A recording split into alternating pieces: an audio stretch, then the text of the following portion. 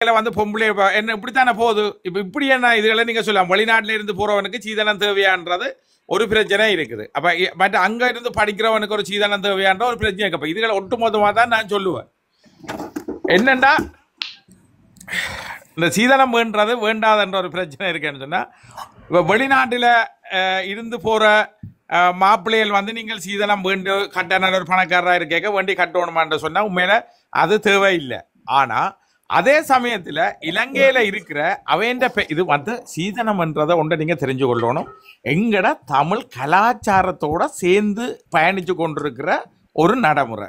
எங்கட கலாச்சாரத்தோட அந்த கட்டுப்பாட்டுகளை வந்து குறுக்க வரன்னு குறைக்காங்க. ஒரு கட்டுப்பாட்டுக்கு சீதன ஒளிபரப்பு சொல்லி ஒரு நாடகம் போட்டு ஒளிபரப்பு எல்லாம் சொன்னதான் நாங்க இயக்கக்காரங்க உங்க எல்லாருமே சீதனம் கொடுத்துதான் எல்லாம் செய்தது. எல்லாம் இயக்கத்தாலே சட்டம் சொன்னோலியா. அந்த நேரத்துல வந்து அதே இயக்கம் இருக்க இரணப்பாலையில 1993ஆம் ஆண்டு வைகாசி மாதம் நினைக்கிறேன் துரசிங்கம் சொல்லி மில் வச்சிருந்தோம். வந்து ஒரு கதையை கேட்கணும். அந்த இரணப்பாலையில இருக்கிற அவர் 1 கிலோ தங்கம் இயக்கம் நல்லாட்சி புரிஞ்சு கொண்டிருக்கிறோம். அதே நேரத்தில் 1 கிலோ தங்கம் கொடுத்து கல்யாணம் செய்ய சனம் எல்லாம் வாயில கைய வச்ச கடவுளை நீ இப்படி செய்தா எங்கட பிள்ளைகளுக்கு நாங்கள் கல்யாணம் கட்டுறோம். அப்ப பெரிய தலைவர் ஆக்கள்ல இருந்து எல்லாம் 93ஆம் ஆண்டா பாருங்க இவ்வளவு ஒரு இதா நிறைய நடந்து கொண்டிருந்தான்னு சொல்லி. அப்ப அந்த குள்ளத்துல கூட இயக்கம் ஒன்றும் போய் தலையிட இல்லை. அது எங்கட விருப்பம். சரிதானே? கட்டாயம் செய்யறது இப்பவும் சட்டம் பிள்ளைதான். இப்பவும் கட்டாய சீதனம் பண்றது பிள்ளைதான். ஆனா நாங்க விருப்பம் இல்லையோ சில நடைமுறைகள் ஒன்று இருக்குது. இப்ப உண்மையில ஒரு கஷ்டப்பட்ட குடும்பம் ஒன்று இருக்குது. அதுகள் வந்து சீதன அதுகள் இருக்க இது வந்து தன் பிள்ளைகளுக்கு கல்யாணம் வந்து இன்னொரு இடத்துல கேட்க அந்த பொம்பளை பிள்ளைக்கு சீதனம் கேட்கிறாங்க. இங்க 2 ஆம்பளை பிள்ளை இருக்குது. கொஞ்சத்தை யோசிக்கணும் நாங்கள். அப்ப எல்லாரையும் வந்து ஒழிக்க இல்லாது சீதனம் பண்றது இது பரஸ்பரமா நடக்குது. இப்ப நீங்கள் சரி சீதனம் வேண்டாம உங்கள்ட்ட 3 பொட்டியல் இருக்குது, 2 பொடியன் இருக்கு. 2 பொடியலும் மூத்த பொடியன். ஓகே, மூத்த பொடியன் கல்யாணம் கட்டி நீங்க நல்ல வேற மாதிரி அங்கட ஜாஸ்தின் மாதிரி ஒரு நல்ல மனுஷர் ஒன்று கட்டி கொடுத்தாச்சு. இந்த 3 பொட்டியல் இருக்குது, வயது கூடிக்கொண்டு இருக்குது. இதுகளுக்கு சீதனம் வேணும். அப்ப என்ன செய்யறது? வாரவனுக்கு ஒரு நல்ல மாப்பிள்ளையா எடுக்கிறேன்னு சொன்னால் அவனுக்கு வந்து நாங்கள் எங்கள் ஒரு ஆள் நல்ல ஆளா இருந்தோண்டு மற்ற எல்லாரையும் வந்து அப்படி வேண்டாது என்று சொல்ல இல்லாத எங்கட சமூகம் திருந்திச்சா இல்ல. அப்ப சீதனம் கொடுக்க வேண்டிய ஒரு நிலைமையில தான் இருக்கிறோம். கொடுத்து செய்யணும். அந்த 2 ஆம்பளை பிள்ளைகளுக்கு அந்த காசை வேண்டி இந்த தங்கச்சிமாருக்கு திருமணம் செய்வது வைக்கிறான் வழக்கமா இருக்குது. அது ஒரு நடைமுறையா இருக்குது இலங்கையில. வெளிநாட்டில் இருக்கிற ஒரு நடைமுறை இருக்குன்ற என்னன்னு சொன்னா, வெளிநாட்டில் இருக்கிற மாப்பிள்ளைமாருக்கும் அங்க ஊர்ல இருக்கிற சகோதரங்களோ அல்ல தாய்மாரோ அந்த குடும்பங்களோட கதைச்சு நீங்கள் மாப்பிள்ளை என்ற பொடியனுக்கு சொல்ல வேண்டாம், நீங்க சீதனம் தந்தா தான் பொடியனை கட்டி வைப்போம்னு சொன்னா அவரும் அம்மாக்களை வெறுக்க மாட்டாத ஆளா இருந்து சிலவளை இவர் தெரியாம பொம்பளைவாதிக்கு காசுகளை அனுப்பி அவையால் சீதனமாக கொடுக்கறதும் இருக்குது. இல்ல எனக்கு அப்படி எதுவுமே இல்லையாப்பா. எனக்கு தாரண்டாணி எதிரையில சும்மா இருக்கு. அப்ப இல்ல அதெல்லாம் விடுங்க, அதெல்லாம் கவலைக்குரிய விஷயம். நான் உண்மையை நான் இவர் என்றாலும் பார்க்க மாட்டேன். அதை என்ன கூட பிறந்தவர் வேண்டாலும் உண்மையென்று காய்க்க வேண்டியது நான் உண்மையை தான் கேட்பேன். ஏன்னா போய் காய்க்க தெரியாது. இதுதான் நடைமுறை. நான் ஒரு விஷயம் சொல்லிட்டு நீங்கள் இதுல சீதனம் அதாவது வந்து டொனேஷன் டவுரி 2 சொல்லு தங்களோட கலாச்சாரத்தில் பாவிக்கப்பட்டது. சீதன உறுதி எண்ணும் கூட சட்டப்படி வந்தது. அதை விட இனாம் என்று சொல்லி அதை உருவாக்கப்பட்டது. அது 2 விஷயம் உங்களுக்கு விளங்கினா அதை கலைச்சு கொண்டு போங்க. நான் என்ன குறையில கதைக்க வந்து என்ன எனக்கு ஒரு பிரச்சனை வீக் பாயிண்ட் நான் மறந்து ஓடுவேன். நான் சொல்லி அந்த எழுச்சியோட விட்டீங்கன்னா தான் நான் கணக்க கதைப்பேன். இடையக்குள்ள யாரும் தடை செய்து விட்டீங்கன்னு இப்படித்தான் இந்த அங்கே செல்வம் முதல் நல்லா காய்ச்சோன்னு வந்தா 2 நாள் செல்வம் குறையில காய்ச்சி விட்டு ஆண்டு போட்டு செல்வத்தை கிழிச்சு போட்டு போவா விட்டுறான் தான் கடைசியில் அர்ஜுனா காண்டி 2 மேறி போட்டு புறம் என்ன திருப்பி ஏற்றல அதெல்லாம் புது துளமே தொடங்கினான். என்ன சொன்னா நான் கதை கேட்க என்ன மெயின்டை விட்டு விட்டீங்கன்னா நான் காய்ச்சி கொண்டே போவேன். ஓகே, எனிவே என்ன சொல்ல வந்த நான் அதை மறந்து வரேன். வெளிநாட்டிலே இருக்கீனம். அப்ப வெளிநாட்டில் இருக்கிற ஆட்களுக்கு எல்லாம் என்ன பிரச்சனை என்று சொன்னால், வெளிநாட்டில் 2-3 விதமா இருக்கணும். என்ன சொன்னா, இலங்கையில இருக்கிறார்கள் தங்கட பிள்ளைய ஒரு பொம்பளை பிள்ளைய ஆம்பளை பிள்ளைய விட்டா கதை சரி, அது வித்து சுட்டு அனுப்பினாலும் அது கல்யாணம் கட்டினா அது வீட்டை திரும்பி பார்க்கறது சரியான குறைவு. இது குறைக்காங்க, இது உண்மை. ஆனால் ஒரு பொம்பளை பிள்ளையோண்ட வெளிநாட்டில் அனுப்பினால் அந்த குடும்பம் அவ்வளவு தூரத்துக்கு நல்லா இருக்குமென்னு சொல்லி அவன் புருஷன் மஞ்சாதி சொல்லி லண்டன் கலிய திருமணமாம் கலிய மாப்பிள்ளை ஒன்று வந்திருக்கு, இது எங்களுக்கு என்ன 4 போட்ட 2 பொடியும் இருக்குது, கிடக்கிற எல்லாத்தையும் அழிச்சு துளைச்சு கடன் வேண்டியாத சீதனமாக கொடுத்து அனுப்பி விட்டு அது அங்கேருந்து வருமாட்டேன். அது உண்மை. கிட்டமுட்ட 80% பொம்பளை பிள்ளையால் வீட்டை தங்கட வீட்டை வந்து பார்க்கறதுல எந்த குறையுமே வைக்கிறதில்ல. ஆனால் அது 100 பேருக்கு 100க்கு 100 வீதமாக வாய்க்கிறதில்ல. ஒரு 70% சாத்தியப்பட்டது, 30% சாத்தியப்படுறது. ஏற்கனவே இந்த மாப்பிள்ளை கொஞ்சம் கஷ்டமா இருந்தோன்னு சொன்னா 2 பேருமே உழைக்க வேண்டிய ஒரு நிலைமையும் இருக்கும். அப்படி எந்த வீட்லயும் அப்படி ஒரு பிரச்சனை இருந்தேன். இப்போ நான் கல்யாணம் கட்டக்க நான் சரியான கஷ்டமா இருந்தது, இந்த மனுஷன் நல்ல பணக்காரியா வந்தது, அவ சரியா கஷ்டப்பட்டு குடும்பத்தை முன்னேற்றி கொண்டு வந்தது, அது வேற பிரச்சனை. அதுகளெல்லாம் ஒன்று இருக்குது. ஏன்னா அந்த சீதனம் கொடுக்கல என்று சொன்னதே இதில் நிவர்த்தி செய்யணும். அப்ப இதெல்லாம் உண்மைதான், சரிதானே? அப்ப இன்னொரு பிரச்சனை பார்த்தீங்கன்னா, இலங்கையில ஒரு ஏஜியை பேசி வந்தா அந்த ஏஜியை கட்டுறதா அல்லாட்டிக்கு லண்டன்ல இருக்கிற மாப்பிள்ளையை கட்டுறோன்னு சொன்னால் லண்டன்ல இருக்கிற மாப்பிள்ளையை தான் நான் கட்ட போயினேன், ஏஜியை கட்ட போயில்லை. வடிவாத சொல்லிக்கல. இன்றைக்கு ஒரு சவுதியில இருக்கிற ஒரு மாப்பிள்ளை அங்கே ஒரு அது ஒவ்வொரு தராதரமா இருக்குது. அப்படித்தான் சனம் வச்சு கொள்ளுது. இன்றைக்கு லண்டன் மாப்பிள்ளைன்னு சொன்னா அவர் ஜிஏ கேட்டு வந்தாலும் எல்லாரும் லண்டன் மாப்பிள்ளையும் வந்தேன்னு சொன்னா ஒரே குலம் கோத்திரம்ண்டா அவை லண்டன் மாப்பிள்ளையை தான் குடிப்பினோம். என்னன்னு சொன்னா இந்த ஜிஏக்கு திருமணம் செய்து வைக்கிறேன்னா தங்கள்கிட்ட இருக்கிற முழுக்களையும் கொடுத்து செய்யணும். ஆனா லண்டன் மாப்பிள்ளைக்கு அனுப்பி வச்சா லண்டன்ல இருக்கிற அவ்வளோத்தையும் எடுக்கலாம்ன்ற ஒரு பிரச்சனை, 2 பிரச்சனை இருக்குங்க. அப்ப இந்த சீதனம் என்றதை வந்து சில இலங்கையில வந்து தடுக்க முடியாம தான் இருக்கு, குடிக்கினம். ஆனா உறவுகளே ஒன்றை சொல்றார், நீங்க சீதனம் என்ற ஒன்று பேசினீங்கள் என்று சொன்னால் உங்களோட குடும்பத்துல உங்களோட பிள்ளைகளுக்கோ உங்களோட சகோதரர்களுக்கோ சீதனம் கொடுக்குறோன்னு பேசி போட்டு அதை நீங்க கொடுக்காம விட்டீங்கள் என்று சொன்னால் அந்த குடும்பத்துக்குள்ள ஆட்டோமேட்டிக்கா ஒரு பிரச்சனையாண்டு கட்டாயம் உருவாகும். என்னன்னு சொன்னா ஓமன்று சொல்லி போட்டு இல்லையாண்டு செய்யக்கூடாது, சரிதானே? ஒரு நல்ல நிலைமைகளுக்கு வந்து ஒரு காலங்கள்ல வந்து இருக்குது. அப்ப நீங்க பேசினா நேர்மையா நடக்காட்டிக்கு அந்த குடும்பங்களுக்குள்ள தான் சண்டை, இளம் குடும்பங்களுக்குள்ள சண்டைகள் வரும், புலவுகள் வரும். அந்த பொம்பளை புள்ள வந்து தன் தாய் தகப்பனை அவமானமாக பேசுறோக்கோ சகோதரர்களை பேசுறோக்கோ அதை அனுமதிக்காது. அது புருஷனோட சண்டையை பிடிக்கும். அந்த குடும்பங்களுக்கு நெடுகளுமே வந்து மோதல் செய்து கொண்டு இருக்கும். ஆனா அந்த தாய் தகப்பன் மேரும் தாய் சகோதரங்களும் வந்து ஓரோ வஞ்சம் இல்லாம நீங்கள் சீதனம் மட்டும் பேசினா அந்த இது பேசின முறைப்படி செய்யுங்க. ஆனா நீங்க அப்படி எளிய வேலை செய்திகள் சொன்னா அந்த மற்ற குடும்பம் அழியும். அந்த பேசின இடத்துல இருக்கிறார்களுக்கு இது உண்மைதான். அவங்க விட போறதும் இல்லை, விடவும் மாட்டாங்க. ஆரென்று சொன்னாலும் விடாது. நான் இதுல குற்றம் குறையல் ஒன்றும் சொல்ற அளவுக்கும் இல்லை. அதுன்னு சொன்னா நீங்க பேசாம கட்டி வைங்க, பிரச்சனை இல்லை. ஆனா தாரம் வந்துட்டு தெரியலைன்னு சொன்னா ஒருத்தன் ஏமாத்துறதுக்கு ஒருத்தன் ஏற்றுக்கொள்ள மாட்டாங்க. அது சில பிரச்சனைகளும் இருக்கு. சரி, ஒவ்வொருத்தரும் வந்து கதைங்க. இப்ப கீழே இருக்கிற சௌகரியம் இப்ப நான் ஒரு கருத்தா சொல்றேன், முன் வச்சிருக்கிறேன். இனி நீங்க கதை கூட கருத்துக்களை சுரேஷன் நான் போட்டா ரவண்ணா போறீங்களா?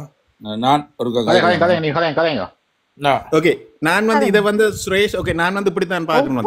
முதல் வந்து தாயகம் புலம், இந்த தாயகம் என்றது வந்து சீதனம்ன்றதும் டௌரி என்றதும் என்ன எப்படி நடக்கிறன்றது. அதாவது வந்து நாங்கள் முதல் தாயகத்துக்கே வருவோம். முந்தி வந்து இந்த சீதன உறுதி என்று சொல்லியே எங்கட அதாவது வந்து யாழ்ப்பாண வைபவமால யாழ்ப்பாண சட்டத்துக்கு கீழே சீதன உறுதி என்று கூட நாங்கள் சட்டப்படி எழுதக்கூடிய இருந்தது. அந்த சீதனம் என்றது எப்படி கொடுக்கப்பட்டதுன்னு சொன்னால், அதாவது வந்து எங்களுக்கு பொம்பளை பிள்ளைகள் இருந்தால் அவர்களுக்கு பெற்றோரால் விரும்பப்பட்டு கொடுக்கப்படுவதுதான் சீதனம். அதே தாய் தகப்பனுக்கு பெண்கள் இல்லை என்று சொன்னால் ஆண்கள் இருந்தால் அதை சொல்றது முதுசம் என்று சொல்லி அது முதுச சொத்து என்று சொல்லி அது எழுதப்பட்டு போகணும். இல்லை கலப் ஒரு ஆம்பளையும் ஒரு பொம்பளையும் இருந்தால் தகப்பன் விரும்பினால் பிள்ளைக்கு முழுக்க கொடுக்கலாம், அல்லது பிள்ளைக்கும் கொடுத்து மகனுக்கும் வந்து ஒரு குறிப்பிட்ட முதுசமண்டு கொடுக்கறது காரணங்கள் இருக்கு. இப்ப என்னுடைய அறிவு கட்டினவரையில் நான் சொல்றேன், தாய் தகப்பன் வந்து சொல்லினோம் அவ தன் தீபசம் செய்யறதுக்கு இந்த முதுச வீடு ஒன்று இருக்க வேணும், அப்பதான் படியன் வந்து செய்வான் என்று சொல்லி அந்த வீட்டில் பங்கு கொடுப்பினம், அல்லது அப்படித்தான் வந்து சீதனம் முதுசம். இனி அடுத்தது டவுரிக்குவார். இந்த டவுரி என்றது வந்து டொனேஷன், அதாவது வந்து சீதனம். இதுதான் வந்து காலப்போக்கில் வந்து அந்த இப்போ சுபா குறைநிக்க கூடாது, இந்த மாடு பிடிச்சி வேண்டுற மாதிரி காசு கொடுத்து நல்ல மாப்பிள்ளை எடுக்கிறதுக்காக சிலர் வந்து என்னடா போட்டியில் ஓகே நான் 1,00,000 பிள்ளைக்கு அந்த நேரம் சொல்லுவான் 1,00,000 சீதனம் கொடுக்குறேன்டா, இன்னொரு நல்ல மாப்பிள்ளை இருக்குன்னு சொன்னா இல்லை நான் 2,00,000 ரூபா தாரன், நீங்கள் அந்த அவையை கட்டுங்கன்னு சொல்லி.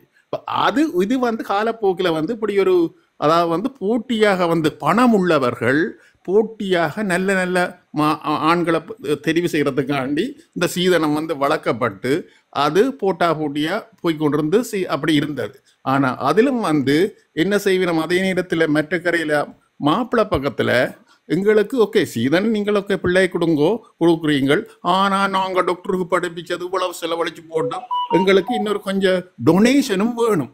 அப்போ நீங்கள் ஒன்று டொனேஷனாக உங்களுக்கு கார் வேண்டி கொடுங்க அவருக்கு. அப்படி ஒன்று தான் இந்த கல்யாண சந்தை, இந்த சீதன சந்தை வந்து மாறிக்கொண்டு வந்தது. ஆனால் இது கால ஏற்பாடில் சரி நாங்கள் புலம்பெயர்ந்து வந்துட்டோம், அது உடனடியாக திருப்தி செய்யப்பட மாட்டாது.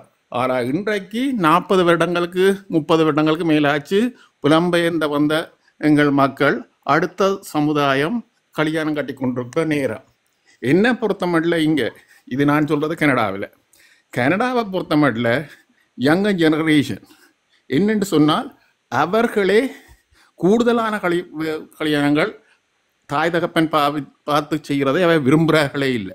சரி நாங்கள் பார்த்தால் கூட தாங்கள் பேசி அவரோட ஒத்து போகுமா, கெமிஸ்ட்ரி சரி வருமா, சரியான முறையில் நாம் நடப்பினமா, அது அவை எப்படி இருந்திருக்கணுமே நீ எப்படி இருப்பினம் என்று சொல்லியதுகளெல்லாம் கண்டு அவர்கள் தான் முடிவெடுக்கிற நிலையில தான் இருக்கணுமே ஒழிய இப்போதைய திருமணங்கள் இந்த வகையிலும் முந்தி தாய் தகப்பன் சொல்ற மாதிரி பிள்ளைகள் கல்யாணம் செய்யறதுக்கு தயாரா இல்லை என்ற படியில் அந்த நிலையில அவர்கள் உடனே சொல்லுவினம்.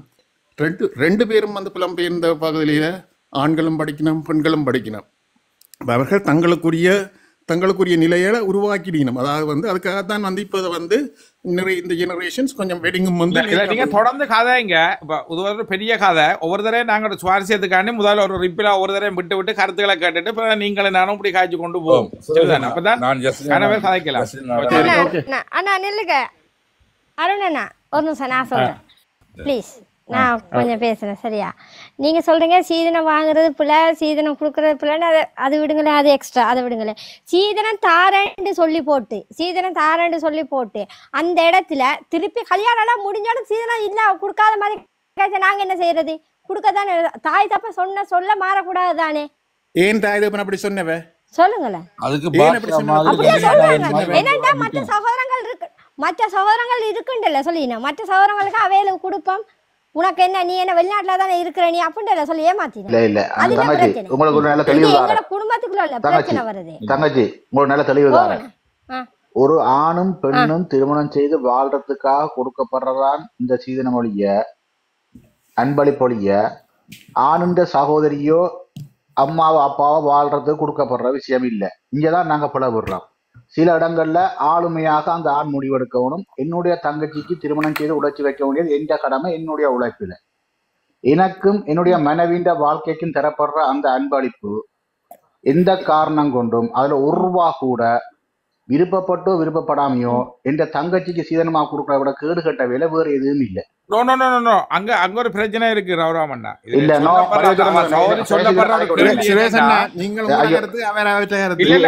இப்ப நான் சில இடங்கள்ல ஆளுமையா போக சொல்றேன். நான் என்னுடைய தங்கச்சிக்கு நான் திருமணம் செய்து வைக்க வேண்டியது என்னுடைய உழைப்புல நான் தங்கச்சி சீதனம் கொடுக்க வேண்டிய என்னுடைய கடமையாது.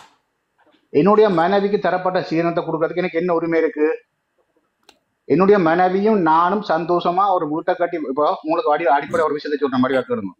இந்த சீதனம் எங்க உருவாக்கப்பட்டன்னு சொன்னா இல்லற வாழ்க்கையோட துறந்து வைக்க எங்களோட பாரம்பரிய வாழ்வியல் முறைப்படி ஆரம்ப காலங்கள்ல பண்டமாட்டு மூலமாக ஒரு திருமணம் ஆரம்பிக்கப்பட்டு அவர் ஒரு வீட்டுக்கு போய்க்க எங்களால முடிஞ்ச உதவிகளையும் சின்ன சின்ன பொருட்களையும் வாங்கி கொடுத்து அவைய இல்லற வாழ்க்கையில அவ போறதுக்கான ஒரு தொகையா ஒரு அன்பளிப்பாக தான் இது உருவாக்கப்பட்டது. இப்ப இந்த தங்கச்சி சொன்ன மாதிரி ஒரு ஆண் வாங்கியாச்சு திருமணத்துக்கு சீதனமோ அன்பளிப்போ வாங்கியாச்சுன்னு சொன்னால் அது என்னுடைய வாழ்க்கைக்கும் என்னுடைய மனைவியின் வாழ்க்கைக்கும் தரப்பட்ட நன்கொடை. அதுல இருந்து கொடுக்கப்படுற விஷயத்த நான் எந்த காலத்திலையும் ஏற்றுக்கொள்ள மாட்டேன். இதுல இந்த ஆழமான தெளிவான முடிவு. அப்படி நீங்க கொடுக்கறத விட நீங்க ரோட்ல இருந்து பிச்சை எடுத்து கொடுக்கலாம். அண்ணா இதுல வந்த கருத்து அது இல்ல. இப்ப இதை சொல்லப்படுற கருத்து என்னண்டா நான் விளங்கப்படுத்தி சொல்றேன். இப்ப எல்லாருக்கும் நடக்கிற சில கருத்து என்னன்னு சொன்னா, உங்களோட சீதனத்தை அது உங்களுக்கு ஒரு காணி சாரன்னு சொன்னால் அதை போய் தங்கச்சியா இருக்கு அவர்கிட்ட புருஷன் தங்கச்சியா இருக்கு வேண்டே இல்லாது. அது உங்களோட பிள்ளைன்ற பேர்ல தான் நீங்க வந்து பின்னிறுத்து எழுத போறீங்க. அப்ப நீங்க கல்யாணம் பேசிக்க உங்களோட பிள்ளைக்கு காணி தாரன்னு சொல்ற இது வந்து ஒரு விசர்த்தனமான அவங்க செய்யற வேலையில அது குடும்பாரர் யோசிச்சு பாருங்க.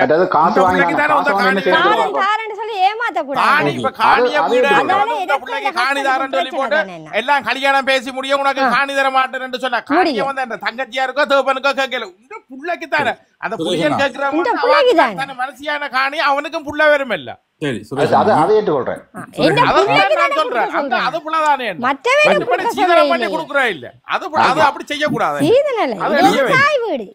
சரி அக்கா கொஞ்சம் பொறுங்க. என்ன தெரியுமா, உண்மையில இந்த சீதனம்ன்றது உண்மையா எந்த பிள்ளைய அந்த வீட்டுக்கு அது பாத்தீங்கன்னா மானூத்து மந்த இல மாங்குட்டி பெத்த மகள் என்ற ஒரு பாட்டு இருக்குல்ல, அதில் வந்து பாத்தீங்கன்னா தாய்மாமன் சீர் சுமந்து வாராண்டி சீர் கொடுக்குற மாதிரி தானே அது சரியா. அது ஆசையா என்னுடைய வீட்டில் இருக்கிற பொம்பளை பிள்ளை அந்த வீட்டில் போய் நல்லா வாழணும், அப்போ அவங்களுக்கு நல்லது கொடுக்கணும்ன்றதுதான் அந்த சீதனம், ரைட். அதே நேரம் என்னுடைய பர்சனலா என் அம்மா அப்பா என் குடும்பத்துல எனக்கு என்ன சொன்னவாங்கண்டா, அம்மா அப்பா சொல்லின வருங்கண்டா, என்னுடைய ஒரு மகள் 2 மகன், ஒரு மகளுக்கு நான் சீதனம் கொடுக்க மாட்டேன், ஆனா மற்ற 2 மகனுக்கு நான் இந்த முதுசமன்ற ஒரு வேர்ட் பாய்ச்சவர் ஞாபகம் இருக்கா? முதுசமண்டா நான் சொன்னேன் இப்ப இது ஆம்பளைக்கு சீதனம் கொடுக்குற மாதிரி, ரைட்டா? நீங்க தான் சொன்னீங்க, ரைட்? அது சீதனம் இல்லையா, அதான் முதுசமண்டை சொல்றது, ஆம்பளை கொடுக்குற சீதனம் அவ்வளவுதான். ஓகே சரியா? பொம்பளைக்கு சீதனம் பண்றோம், ஆம்பளைக்கு அது எப்படின்னா எல்லாருக்கும் ஒருக்கா வணக்கம் ஒருக்கா நானும் ஒருக்கா ஒரு நிமிஷம் இந்த கருத்தை சொல்லிட்டு போறேன்டாக்கு சந்தர்ப்பம் கொடுக்கணும்.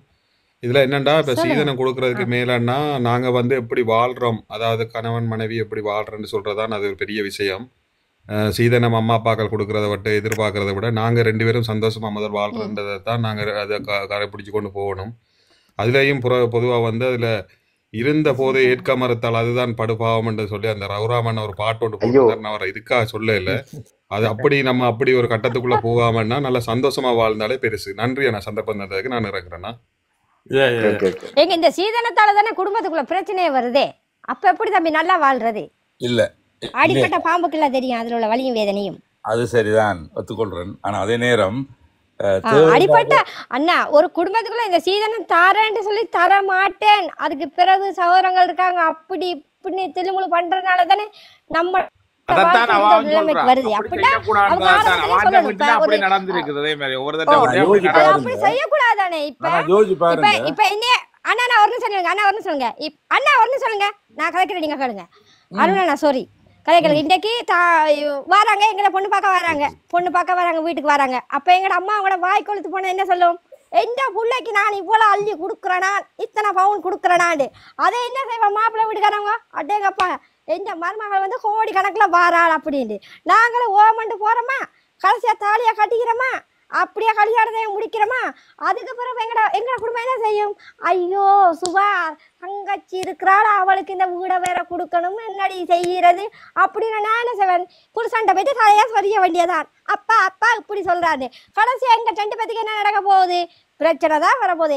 கொஞ்சம்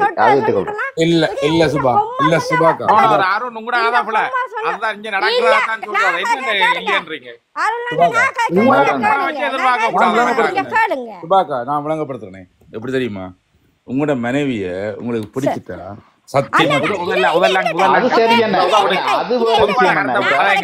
சும்மா நீங்க காதலிச்சு கட்டினாண்டாக்காண்டி இப்படி சொல்லக்கூடாது. பிடிக்கல பொதுவா கொடுக்க சொல்லணும்.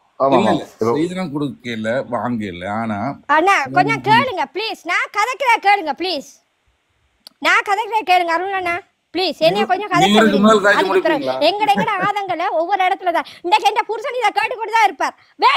வெயிட் கொஞ்சம் பொறுமையா இருங்க, கதைக்கிறேன் நீங்க கேளுங்களேன், கேட்டு போட்டு கதைக்கிறேன். இன்றைக்கு இந்த லைவா இந்த புருஷன் தான் பார்க்க தான் போறான், போகாம இல்ல. அதுண்ட படியா தான் நான் கதைக்கிறேன்னா. இன்றைக்கு எங்கட ஆதங்கங்களை நேரடியா போயிட்டு கொட்டே இல்லாது.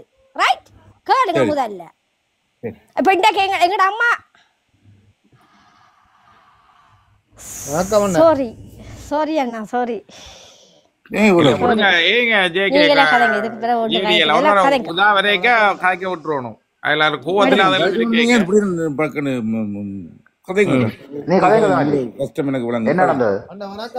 இல்ல அண்ணா கதை கேளுங்கண்ணா. இந்த லைவை வந்து என் ஹஸ்பண்டும் பார்த்து கொண்டு தான் இருக்கிறார். நான் ஓப்பனாவே சொல்றேன், பார்த்து கொண்டு தான் இருக்கிறார். இப்ப இவ்வளவு நேரம் நான் அவரோட காய்ச்சி போட்டு தான் வந்தேன்னா எங்க 2 பேத்துக்குமே மிஸ் அண்டர்ஸ்டாண்டிங் இந்த சீதனோட ஒரு பிரச்சனை தான்.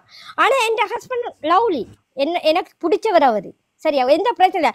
ஆனால் ஒன்று என் ஹஸ்பண்டை கேட்கிற கேள்வி என்ன தெரியுமா, உண்ட கொம்மா சொன்னவதானடி வீடு தாரட்டு சொன்னவதானே என் பிள்ளைக்கு கொடுக்க வேண்டியதானே. அதை என்னது கிடைக்குது அந்த கதையோட கதையானா வாழைப்பழத்துல ஊசியில எப்படி ஏத்துவாங்க தெரியுமா, அது மாதிரி ஒவ்வொரு நிமிஷமும் ஏத்துற நேரம் மனசுக்கு நோவுதல்ல எங்களுக்கு. அப்ப பெத்த தாய் அவங்க முன்னால வாக்கு கொடுக்கறதுக்கு முன்னால அவ யோசிக்கணும்ல, யோசிக்கணுமா இல்லையா? ஒன்று ஓமா இல்லைன்னா இல்லைன்னு சொல்லணும். எங்கட வாழ்க்கை தானே பாதிக்குது. இப்ப எங்கட வாழ்க்கை பாதிக்குது தானே. இன்னைக்கு 13 வருஷம் நாங்க வாழ்க்கைய வாழ்ந்து கொண்டிருக்கிறோம். நாங்க அந்த சொல்ல இன்னும் அது வருது தானே, எங்களுக்கு திருப்பி வருது தானே. அது யாருமே யோசிக்கிறது இல்லை தானே. என்ன சொல்லுங்களேன், யாரும் யோசிக்கிறது இல்ல. இத சொன்னா பிரச்சனை. ஆனா இன்னைக்கு எந்த புருஷன் என்னோட சண்டை பிடிப்பார், எனக்கு படுவா தெரியும். பிடிச்சா பிடிக்கணும், ஏன்னா புரியணும், அவரும் புரியணும். ஏன்னா எந்த மன அண்ணா பேசாம இருங்க. அருண் அண்ணா குறுக்கால போறீங்க, பேசாம இருங்க. கதைக்கிற கேளுங்க ப்ளீஸ். தங்கச்சி எந்த லைஃப பத்தி உங்களுக்கு தெரியுமா? எந்த லைஃப நீங்க லவ் பண்ணி முடிச்சீங்களா? எந்த லைஃப பத்தி உங்களுக்கு தெரியுமா? அப்படி முடிச்சா உங்களுக்கு தெரியுமா? முதல்ல அதை கேளுங்களேன், கேட்டு போட்டு மற்ற கதைக்கு வாங்கலன். சும்மா தங்கச்சின்றீங்க. சரி அண்ணா, நீங்களா கதைச்சுக்கோங்க. ஓகே பாய், நீங்களா கதைங்க. நீங்க ஏன் குழப்பறீங்களா? அவையில ஒரு உணர்ச்சி வசப்பட்ட கதை கேட்க விடணும். என்ன சொல்ல போறீங்க சொல்லுங்க. நீங்க வணக்கம், வாங்க. சாரி, வாங்க. போயிட்டே சொல்லுங்க. அதான் ஒரு தட்ட வேதனையெல்லாம் இருக்கேதான் இந்த குடும்பங்களுக்கெல்லாம் பிரச்சனை நடக்க இந்த உணர்ச்சி வசப்பட்ட ஒரு சந்தர்ப்பங்கள் விரைக்க கதைக்கிறது. இதில் கீழே 3-4 பேர் இதை கேட்டு தான் நான் இதுக்குள்ள வந்தேன். நான் இந்த சப்டரை கொண்டு வந்தக்கூடிய காரணம் இப்படி அது குடும்பங்களுக்கு வந்து நான் இப்படி கதைக்கிறேன். சாரி, மன்னிச்சுக்கங்க. இல்ல நான் நல்லா புரிஞ்சு கொண்டேன். உங்களோட அவலா கேள்விகளும் நியாயமானது. உங்களோட அம்மா அந்த திருமணம் செய்யறதுக்கு உங்களுக்கு தெரியாது. அந்த உங்களோட அம்மா அதை யோசிச்சிருக்கணும். அந்த திருமணத்தை பேசும்போது உங்களோட அம்மா அதை யோசிச்சிருக்கணும். வாக்குறுதி கொடுத்துட்டா அந்த வாக்குறுதி அவன் நிறைவேற்றாம விட்டது அவன் அதுக்குள்ள எல்லாருக்கும் வணக்கம். நாங்க தானே பொம்பளையா இருந்து நாங்க தானே யோசிக்கிறேன். யாழ்ப்பாணத்துல 25,000 ரூபாய் கட்டி போட்டு நியூஸ் சென்டர்ல கொடுக்கலாம்.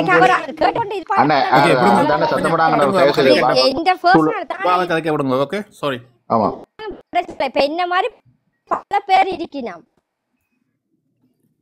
கட்டாயம் இல்ல சுபா, உங்களோட வெளி வந்து எனக்கு விளங்குது. நீங்க வடிவா கதைங்க, இதுதான் வந்து சமூகத்துல பலதரப்பட்டது இன்னும் இருக்கு. எனக்கு தெரிஞ்ச ஒரு ஃப்ரெண்டுக்கு நடந்தது பாருங்க. ஒரு உண்மை கதை ஒன்று இருக்கு. எனக்கு தெரிஞ்ச ஒரு ஃப்ரெண்டுக்கு நடந்த ஒரு பிரச்சனை. அந்த ஃப்ரெண்டுக்கு வந்து கல்யாணம் பேசிக்க அவங்களுக்கு 2 பொம்பளை பிள்ளை தாராது. இந்த காணியில் 10-15 ஏக்கர் காணி உங்கள் அந்த 2 பொம்பளை பிள்ளைகளுக்கு தான் காணி என்று சொல்லி அந்த கணவனை நம்பி அந்த மருமகனா போனவரும் வந்து நம்பி அவையிட்ட வேற ஒன்றுமே எதிர்பார்க்கல. அவர் 24-25 வருஷத்துக்கு பிறகு அந்த குடும்பத்தில் இருக்கிற நம்பிக்கையாரமா 24 வருஷத்துக்கு பிறகு அவர் அங்கே ஒரு தொழில் செய்கிற ஒரு தோட்டமோ ஏதோ ஒன்று செய்ய போறார். அவருக்கு அப்போ காணி தேவைப்படுது. அங்கே 20 ஏக்கர் காணியோ 10 ஏக்கர் காணி இருக்குன்னு வையுங்க, சரிதானே? ஆனால் அவருக்கு அங்கே வந்து காணியை கேட்டால் ஒரு துண்டு காணி கூட இல்லை. அவர் கடைசியாக குத்தகைக்கு காணிகள் எடுத்து தனக்கு அந்த தொழிலை செய்ய முடியாமல் காணிகள் இருந்திருந்தால் அவர் அந்த தொழிலை செய்திருப்பார். அவர் பல 2 கோடி 3 கோடி நட்டப்பட்டு அந்த தொழிலையே விட்டுட்டு போயிட்டார். அப்போ யோசிச்சு பாருங்க, அந்த அப்படி செய்த அவன் வந்து இவ்வளோ ஆத்திரம் பெறஞ்சிருக்கும். அவன் மனசிலான் அள்ளி பாய்வான். உங்களுக்கு ஒரு ஏக்கர் காணி கூட கொடுக்க இல்லாத அளவுக்கு அப்படி காணியை வச்சிருந்து மற்ற பிள்ளைக்கு எல்லாத்தையும் நீங்கள் கொடுத்து தோட்டம் செய்ய அது செய்ய இது செய்யன்னு கொடுத்தா அந்த மற்றவன் என்ன யோசிப்பான்னு சொல்லுங்க. அப்போ எனக்கு தரனால ஒரு துண்டு கூட கொடுக்காட்டிக்க உள்ள இருக்கு, காணி இல்லாட்டிக்கும் பரவாயில்லை. கோபரமா இல்லையா இது? அது அவன் நம்பிக்கையின் அடிப்படையில் அது நல்ல ஒரு குடும்பம். திருப்ப அந்த தாங்கள் வேணுமான நேரம் தங்கட பிள்ளைக்கு குடிப்பிருந்தான். அவன் கேட்டால் தண்ட வேலை தான் இல்லையே கூட, அவன் தண்ட மனுஷின் வேலையான அந்த காணிங்க ஆறாவது கேட்கிறான். எந்த வேலை எழுத்தா காணிங்க எங்கேயாவது கொடுக்குறாங்களா? இல்லை, உங்களோட பிள்ளைன்ற பேருக்கு கொடுக்குறேன்னு சொல்லி கல்யாணம் கொண்ட பேசினா அதை கொடுத்துருவணும். கொடுக்க இல்லைன்னு சொன்னால் குடும்பத்துக்குள்ள சுற்றுவான பிரச்சனையே இல்லாட்ட விட்டே உண்டு வரணும். கொடுக்க இல்லைன்னு சொன்னா சொல்லிடணும், இது எங்கள்கிட்ட இவ்வளவுதான் கிடக்கு தம்பி, எங்கள்கிட்ட சீதனம் இல்லை, பொம்பளை எடுக்கிறேன்டா எடு, இல்லையண்டா விடு. அது சரி. நீங்க தாரன்னு சொல்லி போட்டு விட்டா இந்த ஆம்பளை வந்து கோபம் இருப்பேன். நான் சொன்னவன் வந்து அவன் 22 வருஷத்துக்கு பிறகு இந்த கல்யாணம் கட்டி 20 வருஷம் தங்கட மாமன் மாமிட்டையோ தங்கட மச்சான் மாட்டையோ காணி வேணுமென்று கேட்காம 22 வருஷத்துக்கு பிறகு அவன் ஒரு தொழில் செய்கிறக்காண்டி அங்கே போய் அங்கே அந்த இடத்துல அவனுக்கு காணி கொடுக்காம அந்த மற்ற பிள்ளையாக்களுக்கு காணியை கொடுத்து எல்லாம் செய்து தோட்டங்கள் எல்லாம் செய்ய கொடுத்தா அவன் மனம் என்ன பாடுபடும் தனக்கு ஒரு பரி கூட காணி கொடுக்காட்டிக்கு அவன் மனம் என்ன பாடுபடும் அதே ஊருக்குள்ள போய் செய்ய யோசிங்களேன் கொஞ்சம் கதைக்கிறீங்க கொஞ்சம் இதோட யோசிக்கணும். அப்போ ஒரு தினம் மனசில் இவ்வளோ வலி அந்த புள்ள அது கதைக்கிறேன்னு சொன்னால் அந்த மனசில் இருக்கிற வலி அதுக்கு தாராண்டுட்டு தராமல் விட்டா புருஷன்கிட்ட சண்டை பிரச்சனை படைக்க அதுக்கு ஒரு வலி இருக்குது. காதலிச்ச உடனே நாங்கள் பாசமா இருந்தேன்னு சொல்றது அருண் வந்து அது வேற வேண்டாம்னு சொல்ற குஞ்சு வேண்டாம்ன்ற அது வேற பிரச்சனை.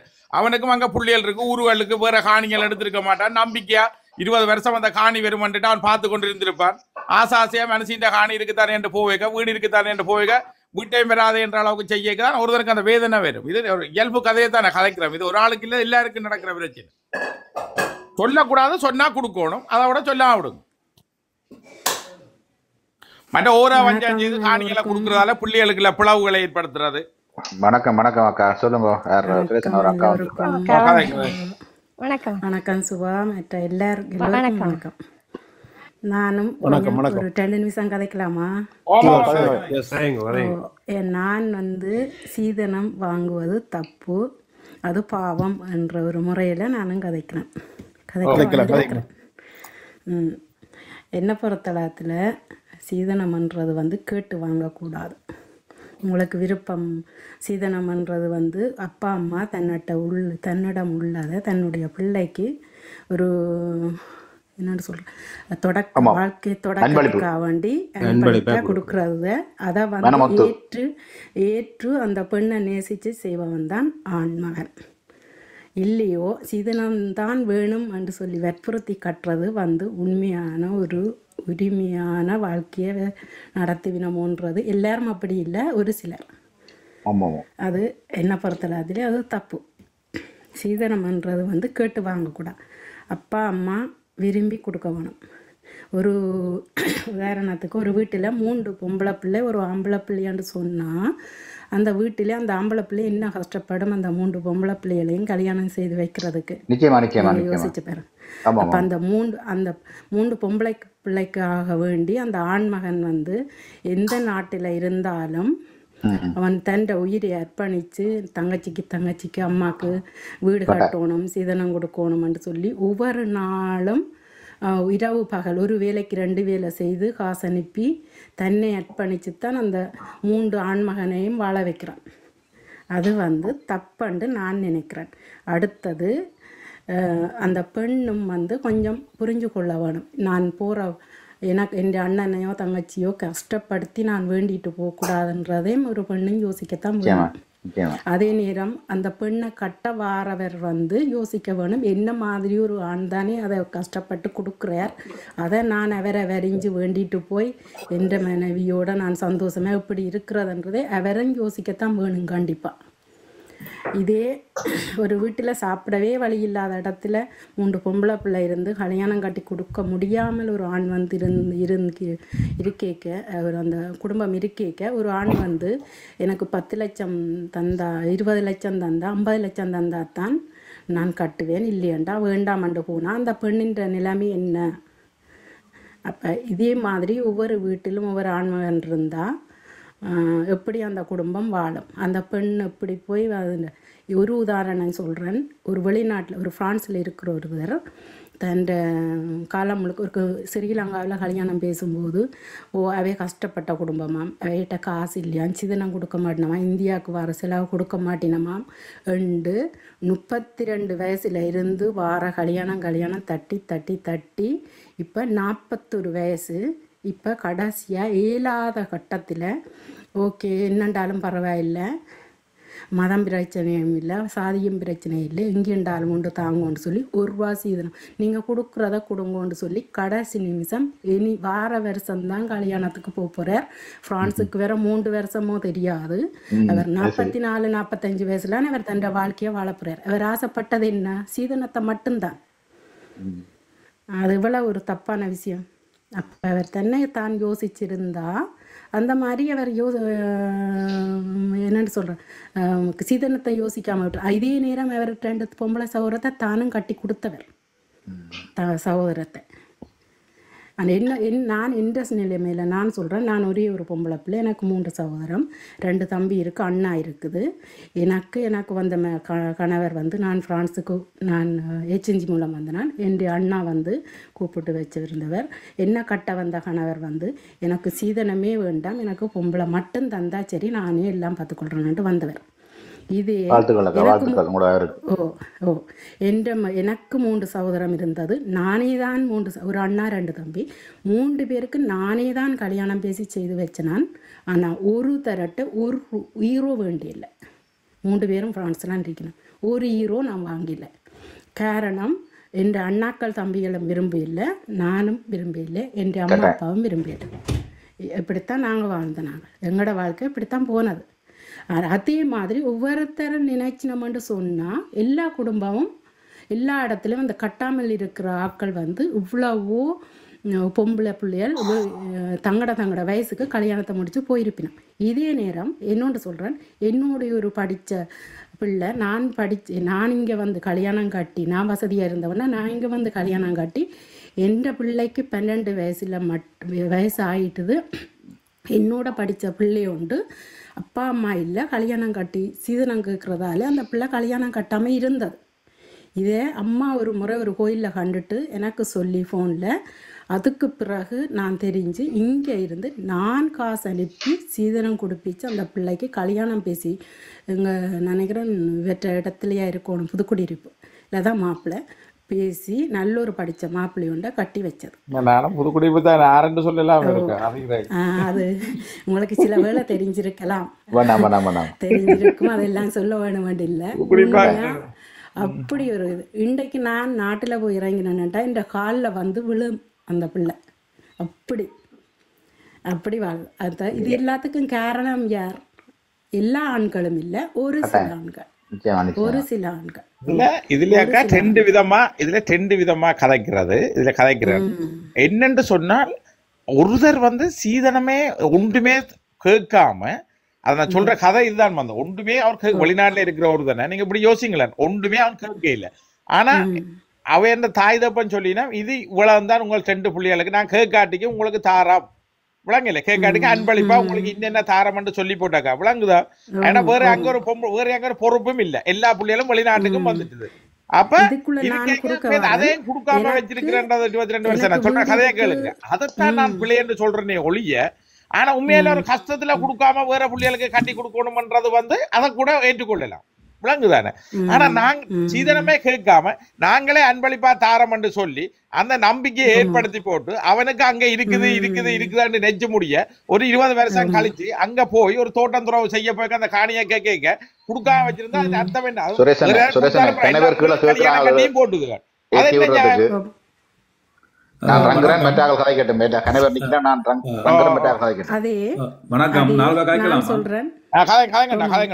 இப்ப என்னன்னு சொன்னா, இதுல நல்ல கருத்துக்களை நீங்க முன்வைக்கிறீங்க. இப்ப இதுல வந்து நாங்கள் எப்படி பார்க்கணும்னு சொன்னால், இதே திரும்பி நான் அவை கொடுத்தனா இவை கொடுத்தனா தான் பேசிக்கொண்டு இருக்க போறோமா, இதுக்கான ஒரு விழிப்புணர்வு என்ன செய்ய போறோமான்னு தான் பார்க்கணும். அப்ப இந்த சீதனம் எப்படி வந்தது, அப்ப இது என்ன சார்ந்து இந்த சீதனம் இருக்கு, இப்படித்தான் நாங்க சிந்திப்போம். இன்றைக்கு வந்து இந்த சீதனம்ன்றது வந்து எங்கள்கிட்ட பண்பாடு சார்ந்தோட ஓடுது சொல்லி, அதான் உண்மை. அப்ப எங்கள்கிட்ட பண்பாட்டை நாங்க மாத்த போறோமா? எங்கட பண்பாடு மாறாத மட்டும் நாங்கள் இப்படியான இது சோகம் பாடுவதால் தீர்வில்லை. இப்ப இதுக்கான விழிப்புணர்வு கருத்துக்களும் முன்வைக்கணும். என்ன கருத்தின் ஊடாக நாங்க இதை நகர்த்த போறோம், அப்படித்தான் நாங்கள் விவாதத்தை பார்க்கணும் ஒழிய, இப்ப இதுல வந்து ஒவ்வொரு தரம் வந்து சீதனம் கொடுக்கப்பட்டிருக்குது, சீதனம் கொடுக்கவே விருப்பம் இல்லை. இது வந்து ஒரு நாளாந்தம் ஒரு சமூகத்தில் இருக்கிற ஓட்டம். ஒவ்வொரு மனிதனுக்கு இடையிலான சில புரிந்துணர்வுகளோடு ஓடுது. ஆனாலும் இந்த சீதனம் என்ற ஒரு அடிப்படை வாதம் அங்கே இருந்து வருது. அப்ப அந்த பண்பாடு இதை வந்து நாங்கள் எப்படி பார்க்க போறோம், அங்க பண்பாடு சார்ந்து பார்க்கணும். கலாச்சாரம், தமிழரின் கலாச்சாரம் பண்பாடு அங்கே உருவாக்கு. நாங்கள் பார்க்க 17ஆம் நூற்றாண்டுல கூட தேசிய பழமை சட்டம் ஒன்று கொண்டு வந்தவர்கள் இந்த என்னது சொத்து பத்தின் உரிமையை இப்படி கோரப்படணும் என்ற நிலையில வந்தது. அப்ப இதுல வந்து இப்ப இதுல நீங்க பாத்தீங்கன்னா சில பெண்ணியம் சார்ந்த பண்ணியவாதிகள் கூட இதுக்கு எதிர்ப்பான சில கருத்துக்களை முன்வைக்கிற மொழிய அவர்களும் வந்து இதுக்கான ஒரு தீர்வை முன்வைக்கல. இது எப்படியான தீர்வை நாங்க நகர்த்த வேணும். அப்ப இப்ப இன்றைக்கு வந்து இந்த தேசிய வள சட்டம் என்ன சொல்லுது, எங்க சொத்து பத்தை என்ன முறையில பிரிக்குது. இல்ல நீங்க முதல் பேசின மாதிரி முதிச காணியல், சீதன காணியல், இப்படி அடிப்படையில அந்த சிந்தனை ஓடுது. இப்ப இதால பாதிக்கப்படுறது ஏழை மக்கள்ன்றதுல வந்து நாங்கள் மாற்று கருத்து இல்லை. ஏன்னா இந்த சில திணிப்புகளால வந்து எங்களோட பண்பாட்டு திணிப்புகளால வந்து இது வந்து ஒரு சமூகம் சார்ந்த ஒரு திணிப்பாகிட்டு. அப்ப நாங்க இந்த திணிப்புகளை எப்படி விட வேணும், இதுல எங்க சமூகம் சார்ந்த எண்ணத்தை நாங்கள் நகர்த்துறத நிப்பாட்ட வேணும். இதுல முக்கியத்துவப்படுறது சாதியம். இன்னைக்கு வந்து சாதி அடிப்படையில தான் இந்த சீதனத்தின் ஓட்டம் அங்க இருக்கு. அதாவது மற்றது ஒரு மேற்குடி வர்க்கத்தின் ஓட்டம் ஒன்று அங்க இருக்கு. அப்ப நாங்கள் இன்றைக்கு வந்து எங்க அடிப்படைவாத பிரச்சனையை நாங்கள் கதைச்சு எப்படி இந்த மேற்குடி வர்க்கத்தில இருந்து இதை நாங்க விடுபடலாம், எப்படி இந்த சாதி அடிப்படையில இருந்து நாங்க விடுபட்டு இந்த இந்த கட்டமைப்புக்குள்ள நாங்கள் மக்களை நகர்த்தலாம், இப்படியானதான் நாங்க பார்க்கணும்னு நினைக்கிறேன். இப்படி கொஞ்சம் சிந்திச்சு நாங்கள் கதைச்சோம்னா நல்லா இருக்கும். இல்ல நான் வந்து தொடக்கத்திலே சொன்னான், இது எங்கட சமூகத்தில இருக்கிற எங்கட சமூகம் சார்ந்த ஒரு பிரச்சனை உண்டு. சமூகம் என்று சொல்லியிருக்க இதுல என்னென்னு சொன்னால் எங்கட தமிழ் சமூகத்துல வந்து இது காலகாலமா இப்படி ஒன்று இருக்க எங்கட பண்பாடை நாங்கள் மாத்துறதா என்ற நீங்க அந்த கேட்ட கேள்வி உண்மை. இந்த பண்பாடுன்றது எங்கட இதோட சேர்ந்த கலாச்சாரத்தோட சேர்ந்ததானே. எங்கட கலாச்சாரத்துல இப்படித்தான் இருக்குது. முஸ்லீம் கலாச்சாரத்துல ஆம்பளையல் சீதனம் கொடுத்து கட்டணும். அவனப்பா அப்ப அதை மாத்தேக்க அந்த சமூகம் அதை ஒன்றுமே இல்லையே. அங்க என்ன இருக்கு இப்ப இந்த கலாச்சாரம் வந்து பாக்குறதுக்கு அப்படி ஒரு இயல்பும் இருக்கு இல்ல. நீங்க சொல்ற சரி மேற்கத்திய பாணியில வந்து செய்யறது இருக்குது. லவ் பாட்டி கல்யாணம் செய்யற ஆக்களுக்கு எல்லாம் சீதனங்கள் எல்லாம் கொடுக்குற எல்லாம் இல்ல. அவன் டிமாண்ட் பண்ண கூட இயலாது. ஆனா ஒழுக்கமா இருந்து இதன்ற ஆக்களுக்கு தாய் தகப்பனா விரும்பி கொடுக்கறதும் இருக்கு. இப்ப நாங்கள் எல்லாம் கேட்கறதுனா விரும்பி கொடுக்கறதையும் கொடுக்காம ஓமன்ட்டு பேர் இல்லை என்ற குடும்பத்துக்கு சலனங்கள் வருது, பிரச்சனைகள் வருமன்றதை நாங்கள் நான் எடுத்துக்கொண்டேன். என்ன சொல்லுங்க அதான் என்ன சொன்னா, இது சில இயல்புகள் தான் ஒரு பிரச்சனைக்கான காரணத்தை உருவாக்குது. ஆமா. அப்ப அந்த இயல்புகளை நாங்கள் எப்படி கண்டுபிடிக்க போறோம், இந்த இயல்புகளுக்கான விழிப்புணர்வை எப்படி கொண்டு வர போறோம். இப்ப எல்லாருக்கும் தெரியும் இதால கன பிரச்சனை வருது. நாங்கள் 2 நாளைக்கு எல்லாரும் நாங்க வளர்ந்த சமூகத்தில் எங்களுக்கே தெரியும் பட்டு கொத்து, சளியாடு, பெண்கள் எரிப்பு, இப்படி பலதுகளை நாங்கள் அனுபவித்து தான் இருக்கின்றோம்.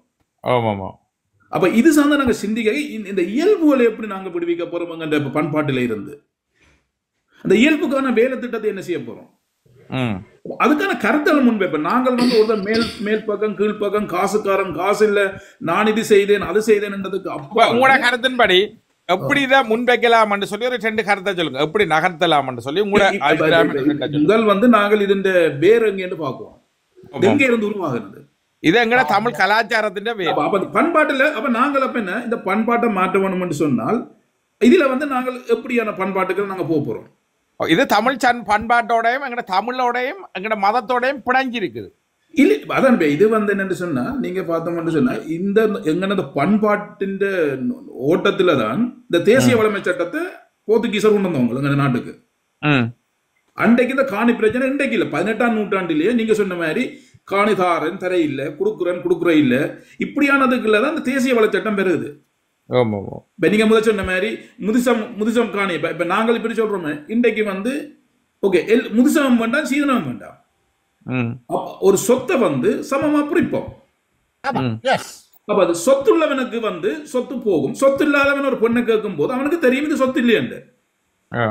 அப்ப சொத்தை முன்னிலைப்படுத்தாமல் எந்த ஒரு திருமணமோ அல்லது சமூகத்தை நகத்துவமா இருந்தால் இப்ப பாத்தீங்க சொத்துக்கு முக்கியத்துவம் படுறது சாதியம். அப்ப இதுல வந்து முக்கியம் என்ன, நாங்க சாதியத்தையும் முன்னிலைப்படுத்தணும் இதுக்குள்ள. அப்ப சாதியத்தை நாங்கள் பார்க்காமல் மக்களை மனிதரா பார்த்து அப்படி ஒரு நகரை நாங்க கொண்டலாம்னு இந்த கருத்து. சாதியம் இப்படி என்ன இதுக்குள்ள வருது, அதுக்கு என்னன்னு சொன்னா மேற்குடி வர்க்க மக்கள் வந்து எப்படின்னு சொன்னா தங்களுடைய பண்பாட்டுக்காக ஒடுக்கப்படுகிறார்கள் அந்த சாதிய மக்கள் விளங்குச்சுதான். அப்ப சாதிய மக்களையும் தங்களையும் புரிச்சு பார்க்கதான் இதுலதான் பேரம் பேசப்படுகிறது.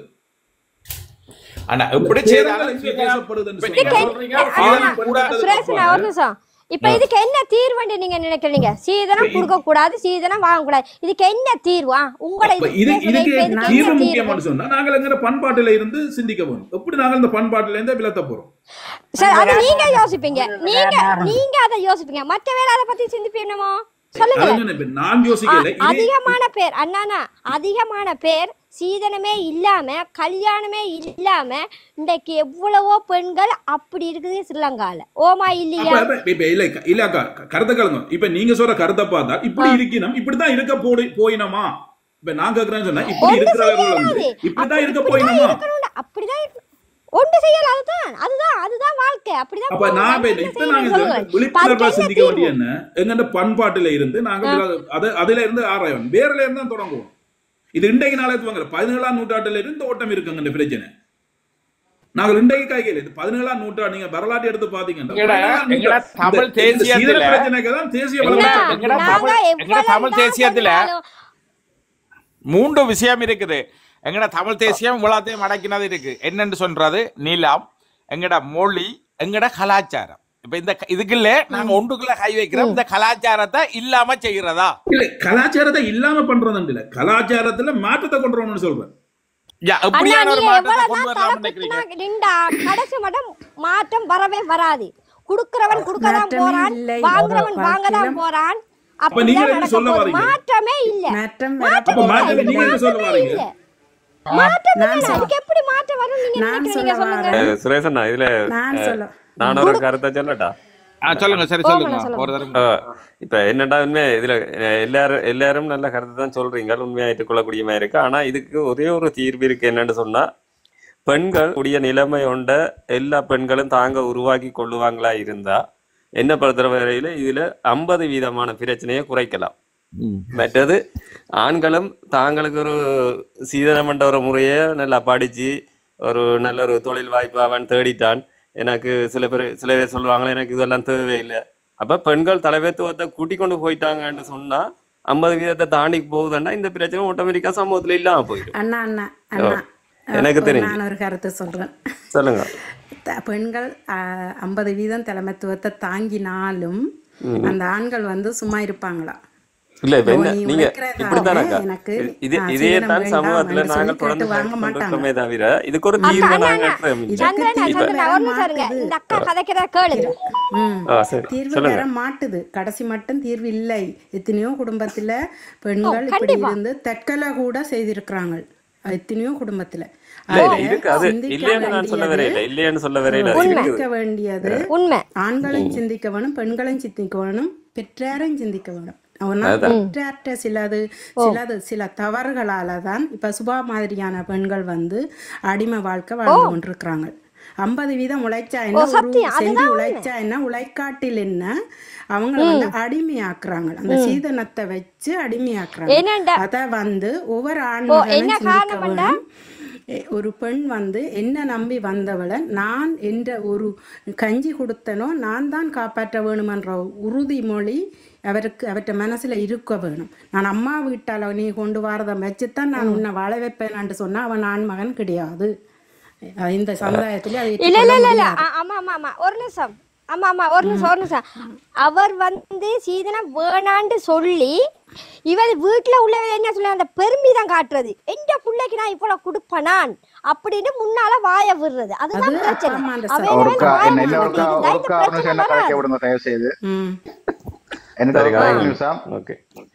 பார்த்தோம்னு சொன்னா இதுக்கு தீர்வு இருக்குது.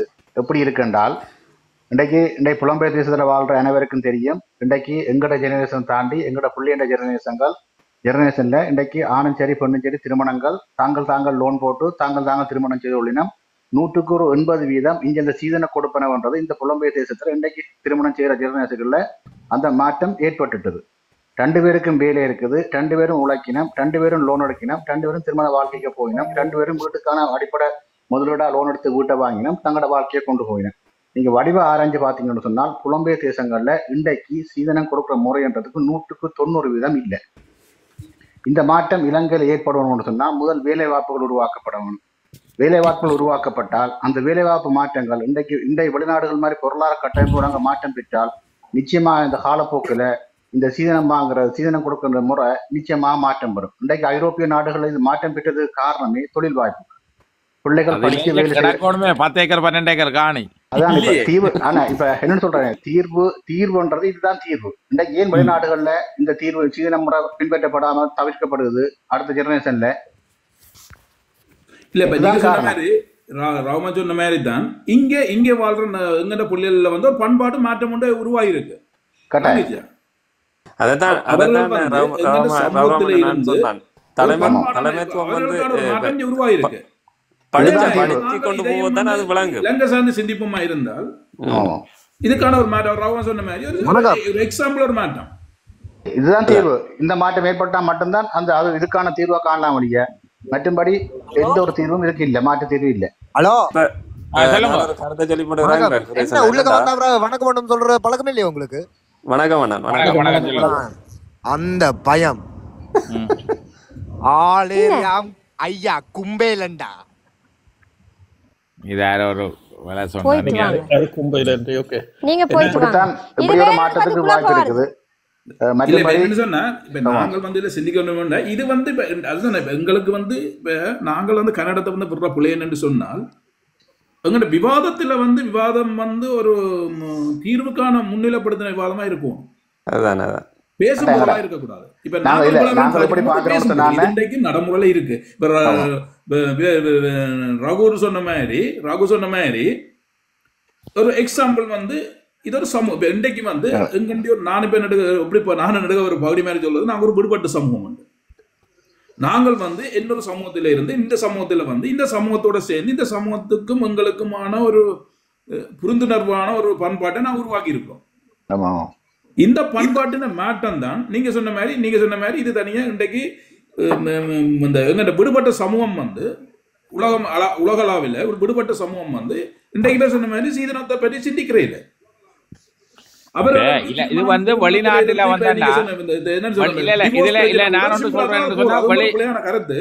வெளிநாட்டுல வந்து இது சாத்தியம். வெளிநாட்டுல வந்து உண்மையில வந்து இப்ப இந்த காலத்துல பாத்தீங்கன்னு சொன்னா வெளிநாட்டுல சீதனம் பண்றதா நானும் தான் கேள்விப்படல. எங்கட தமிழாக்களுக்குள்ளே சீதனங்கள் இல்லை. என்னன்னு சொன்னா பிள்ளையும் படிச்சு பிள்ளையும் உத்தியோகமா இருக்கு, வார மருமகனும் வேலையா இருக்குது. ஓகே, அவைகள் சொந்தமாக சில உள்ள படிச்சு லோனை போட்டு வீட்டை வேண்டிவினோம். இங்கே 8 ஏக்கர் 10 ஏக்கர் காணிங்களும் இல்லை, 12 ஏக்கர் காணிங்களும் இல்லை புரிச்சு கொடுக்குறதுக்கு. அப்ப பிரச்சனை இல்லாம அவரவரே செய்தோம். இங்க பாருங்க 98% இங்க சீதனம் பண்ற கதையே இல்லை. இது ஸ்ரீலங்காவில இருந்தாலும் தொடங்குது. இது இலங்கையில இருந்த பிரச்சனை இருக்கிற. இலங்கையில வந்து 14ஆம் நூற்றாண்டுல தேசிய வளமை சட்டம் ஒன்று வந்தது. இந்த தேசிய வளமை சட்டத்துல நாங்கள் வந்து எங்க பண்பாட்டை மாற்றினோம்னு சொன்னா இது சொத்துன்றது வந்து எல்லாருக்கும் பொது. இப்ப நாங்களும் தாய்வழி சமூகத்துக்கு வந்து சீதனம் மண்டம், ஆண்வழி சமூகத்துக்கு வந்து முதுச மண்டம், இப்படியான ஒரு இதுலயே நாங்கள் எங்க பண்பாட்டையே புரிஞ்சு வச்சிருக்கிறோம். அப்ப நாங்கள் வந்து இந்த எங்க சொத்து வந்து பொது பொதுமை என்று நான் கொண்டு வந்து மாட்டோம். ஆணுக்கும் பெண்ணுக்கும் பொதுமை என்ற ஒரு கருத்தை முன்வைப்போமா இருந்தால் இது எங்களுக்கு ஒரு மாற்றத்துக்கான செயல்பாடு இந்த வெளிநாட்டில் நடக்கிற மாதிரி. இப்ப வீட்டுல பாருங்க, இங்கேயும் இருக்கிறோம் நாங்கள். தாதப்பன் வீடு பண்ணி வச்சிருக்கணும். ஒரு குடும்பத்துல 2 பிள்ளை இருக்குது, 3 பிள்ளை இருக்கு. ஆனால் ஒரு தாதப்பனு பிறகு அந்த 3 பிள்ளைகளும் ஒரு வீட்டை வித்து தான் 3 அப்புறம் நீங்க சொல்றீங்க காணி பூமி இருக்கு. அதே மாதிரி தான் நான் பாக்குறேன். அப்ப இது அங்க பெரிய காணி சொத்து இருந்தாலும் இங்க ஏன் தாதப்பனோட சொத்து பத்தி இருக்கு, கடையால் வச்சிருக்கணும். அப்ப இங்கேயும் இப்படிதான் மாற்றத்தை ஈடுபடுது. இது வந்து இங்க இருக்கிற தேசிய சட்டம் இப்படியான சட்டம் எல்லாம் பொதுமை. எங்கட நாட்டுல இருக்கிற தேசிய வளமை சட்டம் எப்படி சொல்லி சொன்னால் தாய்வழி சமூகத்துக்கு ஒரு சட்டம், ஆண்வழி சமூகத்துக்கு ஒரு இதா இருக்குது. அப்ப அந்த பண்பாட்டை தான் நாங்க மாற்ற கொண்டுறவனும் மொழிய அதுக்கெல்லாம் அதை கொண்டு வந்தா தான் நகர்த்தலாம் மொழிய. மற்றபடி பிரச்சனை சீதனம் என்ற பிரச்சனை வந்து நாங்கள் சீதனம் சாதியம் என்று இப்படி பேசிக்கொண்டிருக்கலாம் மொழிய, அதுக்கு தீர்வில்லை. இது எக்ஸாம்பிளுக்கு வந்து நாங்க இந்த விடுபட்ட சமூகம் எப்படி சாதியத்தை விட்டு பிள்ளைகள் காதலி கேட்க சாதி பாக்குறே இல்ல, பிள்ளைகள் காதலி கேட்க காசை பாக்குறே இல்ல.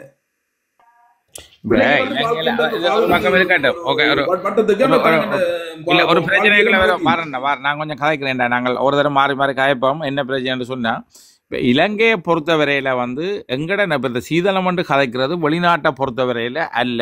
இங்கே பிறக்கிற பிள்ளைகளும் இந்த ஜென்ரேஷன் வந்து அதை விரும்புதில்லை.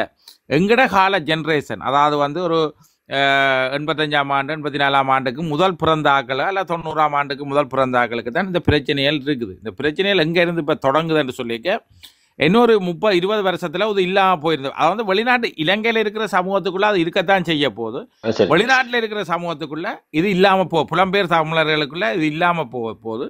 இலங்கையில் இருக்கிற தமிழர்களுக்குள்ள இது தொடரத்தான் போகுது. இதில் மாற்று கருத்துக்களே இல்லை. ஆனாலும் இன்னொரு பிரச்சனையும் ஒன்று இருக்குது. என்னென்னு சொன்னால் 2 பிரச்சனை இருக்குது. இன்றைக்கு இலங்கையில் பார்த்தீங்களென்று சொன்னால் வேலை வாய்ப்புகள் எல்லாம் வந்து சரியான இல்லாம அரசாங்கம் வேலை வாய்ப்பே கொடுக்குது. அப்ப வேலை வாய்ப்பு இருந்தா தானே ரவுராமண்ணா ஒரு பிரச்சனை இருக்கு. பெண்ணும் ஒரு தனித்துவமான ஒரு பெண் தலைமத்துவ குடும்பமோ ஆண் தலைமத்துவ குடும்பமோ இருக்கிறது. அப்ப இப்படியான ஒரு மீண்டும் மீண்டும் இப்படியான வறுமைகளும் பிரச்சனையும் விரைக்க இந்த பிரச்சனை வந்து தலை தூக்கத்தான் போகுது. இது அங்க குறையாது. ஆனா எங்கட புலம்பெயர்ல இல்ல, இலங்கையில இருக்குது. ஆனாலும் ஒன்று நீங்கள் இது உதாரணத்துக்கு ஒன்றை திருமணம் செய்ய போய்க்க நீங்க நாங்கள் சொல்ற கருத்து என்னன்னு சொன்ன இதுல சொல்ல வர கருத்து என்ற பெற்றார் நீங்க சொல்றேன்னு சொன்னா அதான் அதை வந்து நீ கொடுக்காம இருக்கிறதோ சீதனம் வேண்டாம இருக்கிற ஒருதன் இப்ப சீதனம் வேண்டாம இருக்கிற ஒருதன் தங்கச்சி சொன்ன மாதிரி சீதனம் வேண்டாம இருக்கிற ஒருதனுக்கு ஒரு கதையை சொல்லி ஒவ்வொரு நாளும் ஒவ்வொரு வருஷமும் சொல்லி சொல்லி உங்களுக்கு நான் அதை தருவோம் சொல்லி அந்த கடைசி நேரத்தில் ஒரு 20 வருஷம் நம்ப வச்சுட்டு 21வது வருஷம் போய் அந்த காணியை தாண்டு போய் கேட்க நாங்கள் உங்களுக்கு ஒன்றுமே தராம ஒன்றுமே பேசாம மௌனம் சாதிச்சு கேட்க எதுவுமே பறையாம இருந்தா இவ்வளோ ஒரு விசரா இருக்குன்னு சொல்லுங்க பார்ப்போம். அதுவும் அப்படியான விஷயங்கள் எல்லாம் இருக்குது. தாய் தப்பன் யோசிக்கணும், அவன் சௌரங்கள் யோசிக்கணும். அப்படி சொல்லக்கூடாது. சொல்லி அந்த மனதில் ஆசையில ஊட்டி கொடுத்து போட்டு இப்படி செய்யக்கூடாது. அது 100%. இதுக்கு ஒரு தரமே சொல்யூஷன் இல்லை. இதுக்கு எந்த சொல்யூஷனும் இல்லை. அது பிள்ளைதான் ஒரு பக்கம். மற்றது சீதனம் வேண்டதான்னு கேட்டா சீதனம் வேண்டித்தான் செய்யணுமான்னு சொன்னா நீங்க வெளிநாட்டுல இருக்கிறார்கள் உங்களுக்கு வசதிகள் இருந்தால் அது வேண்ட தேவையில்லை. நீங்கள் வேண்டாம அந்த கூப்பிட்டு கல்யாணம் செய்து சந்தோஷமா இருக்க வேண்டியது மாமாக்களையும் பார்க்கலாம். ஒரு பதில் இன்னைக்கு முந்தைய காலங்கள்ல 75,000 50,000 83ஆம் ஆண்டு 82ஆம் ஆண்டுலாம் 50,000 25,000 தான் சீதன காசு. அப்ப வந்து புலம்பெயர் தேச வருமானங்கள் அங்க வரையில அம்மாக்கே 1000 கொடுத்தோம் அந்த காலத்துல. அப்பா சொல்லி பேசுறாரு. 5,000 தான் அந்த காலங்களில் திரும்ப. இன்றைக்கு 50 லட்சம் 1 லட்சத்துக்கு போறதுக்கு காரணம் என்ன சொன்னால் புலம்பெயர் ஆக்கள் தான் உலகத்தை பழுதாக்குறதுக்கு காரணம் புலம்பெயர் சமூகம் தான். அது அதே ஒரு மனசுல வச்சிருந்தோம். சுரேஷ் அண்ணா ரவண்ணா ஒரு நிமிஷமா.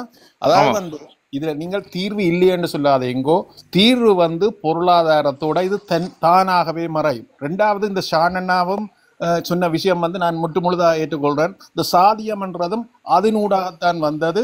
இந்த பொருளாதாரத்தோட வந்து நிச்சயமா அதுவும் மறையும்.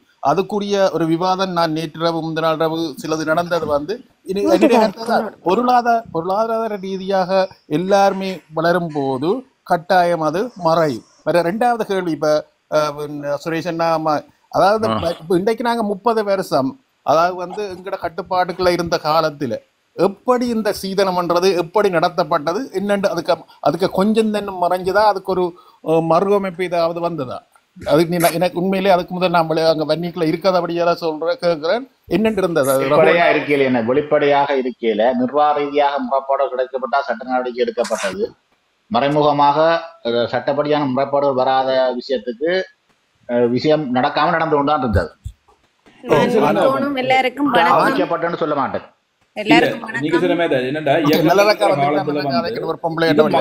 ஒரு திணிப்பு முறையில இருக்கப்பட்டது உண்டு. விளங்குச்சு உணர்வு ரீதியா மக்கள் மாறையில சாதியத்திலையும் இந்த சீதன ஒடுக்குமுறை இதெல்லாம் அவர்கள் வந்து ஒரு திணிப்பு முறையில தான் அதுல இருக்கப்பட்டது. அப்ப அந்த திணிப்பு எடுபட்ட உடனே அவர்கள் திரும்பி தங்க நிலையை அடைந்து விட்டார்கள். அப்ப இதை வந்து நாங்கள் இது பண்பாடு ரீதியாக நாங்க சிந்திச்சு இந்த அதுல மாற்றத்தை கொண்டு வருவோம். சில நகர்வுகளை நாங்கள் வந்து மாற்றத்தை காணலாம். வணக்கம். என்னென்றால் நான் இதுல இந்த அண்ணா சாணண்ணா சொல்றதோட உடன்படுறேன். என்னன்னு சொன்னால் இப்ப நான் நிறைய குடும்பங்கள்ல இந்த பிரச்சனைகளை பார்த்து கொண்டு வர்றதால நான் ஒரு கருத்தை வைக்கலாம்னு நினைக்கிறேன். இந்த திணிப்பு முறை வந்து அது எந்த பழக்க வழக்கத்திலயோ இந்த பண்பாட்டு முறையிலயோ மாற போறது இல்லை.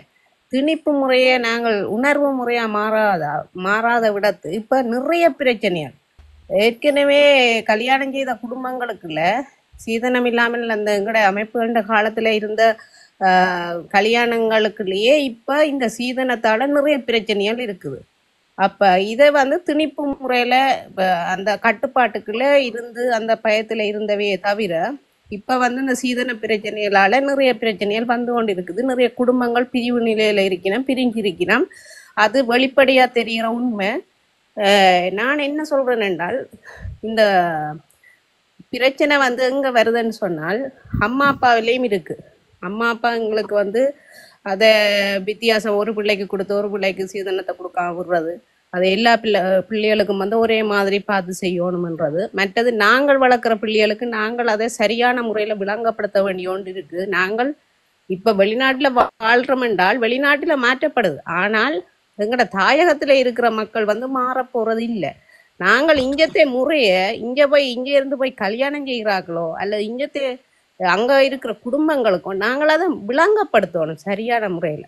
புரிந்துணர்வு மூலம் விளங்கப்படுத்தும் போது தான் அந்த முறை வந்து மாற்றப்படுமே தவிர அதை திணிக்க வலிக்கிட்டோம் என்று சொன்னால் அது வந்து மாறாது. கடைசி வந்து இந்த இதுதான் எங்களோட கட்டுப்பாடுகளுக்குள்ள நாங்கள் இருந்தபோது நடந்த விஷயமும் இப்போ நிறைய குடும்பங்கள் பிரிவுகளுக்கு காரணமும் இதே தான் நடந்து கொண்டிருக்குது.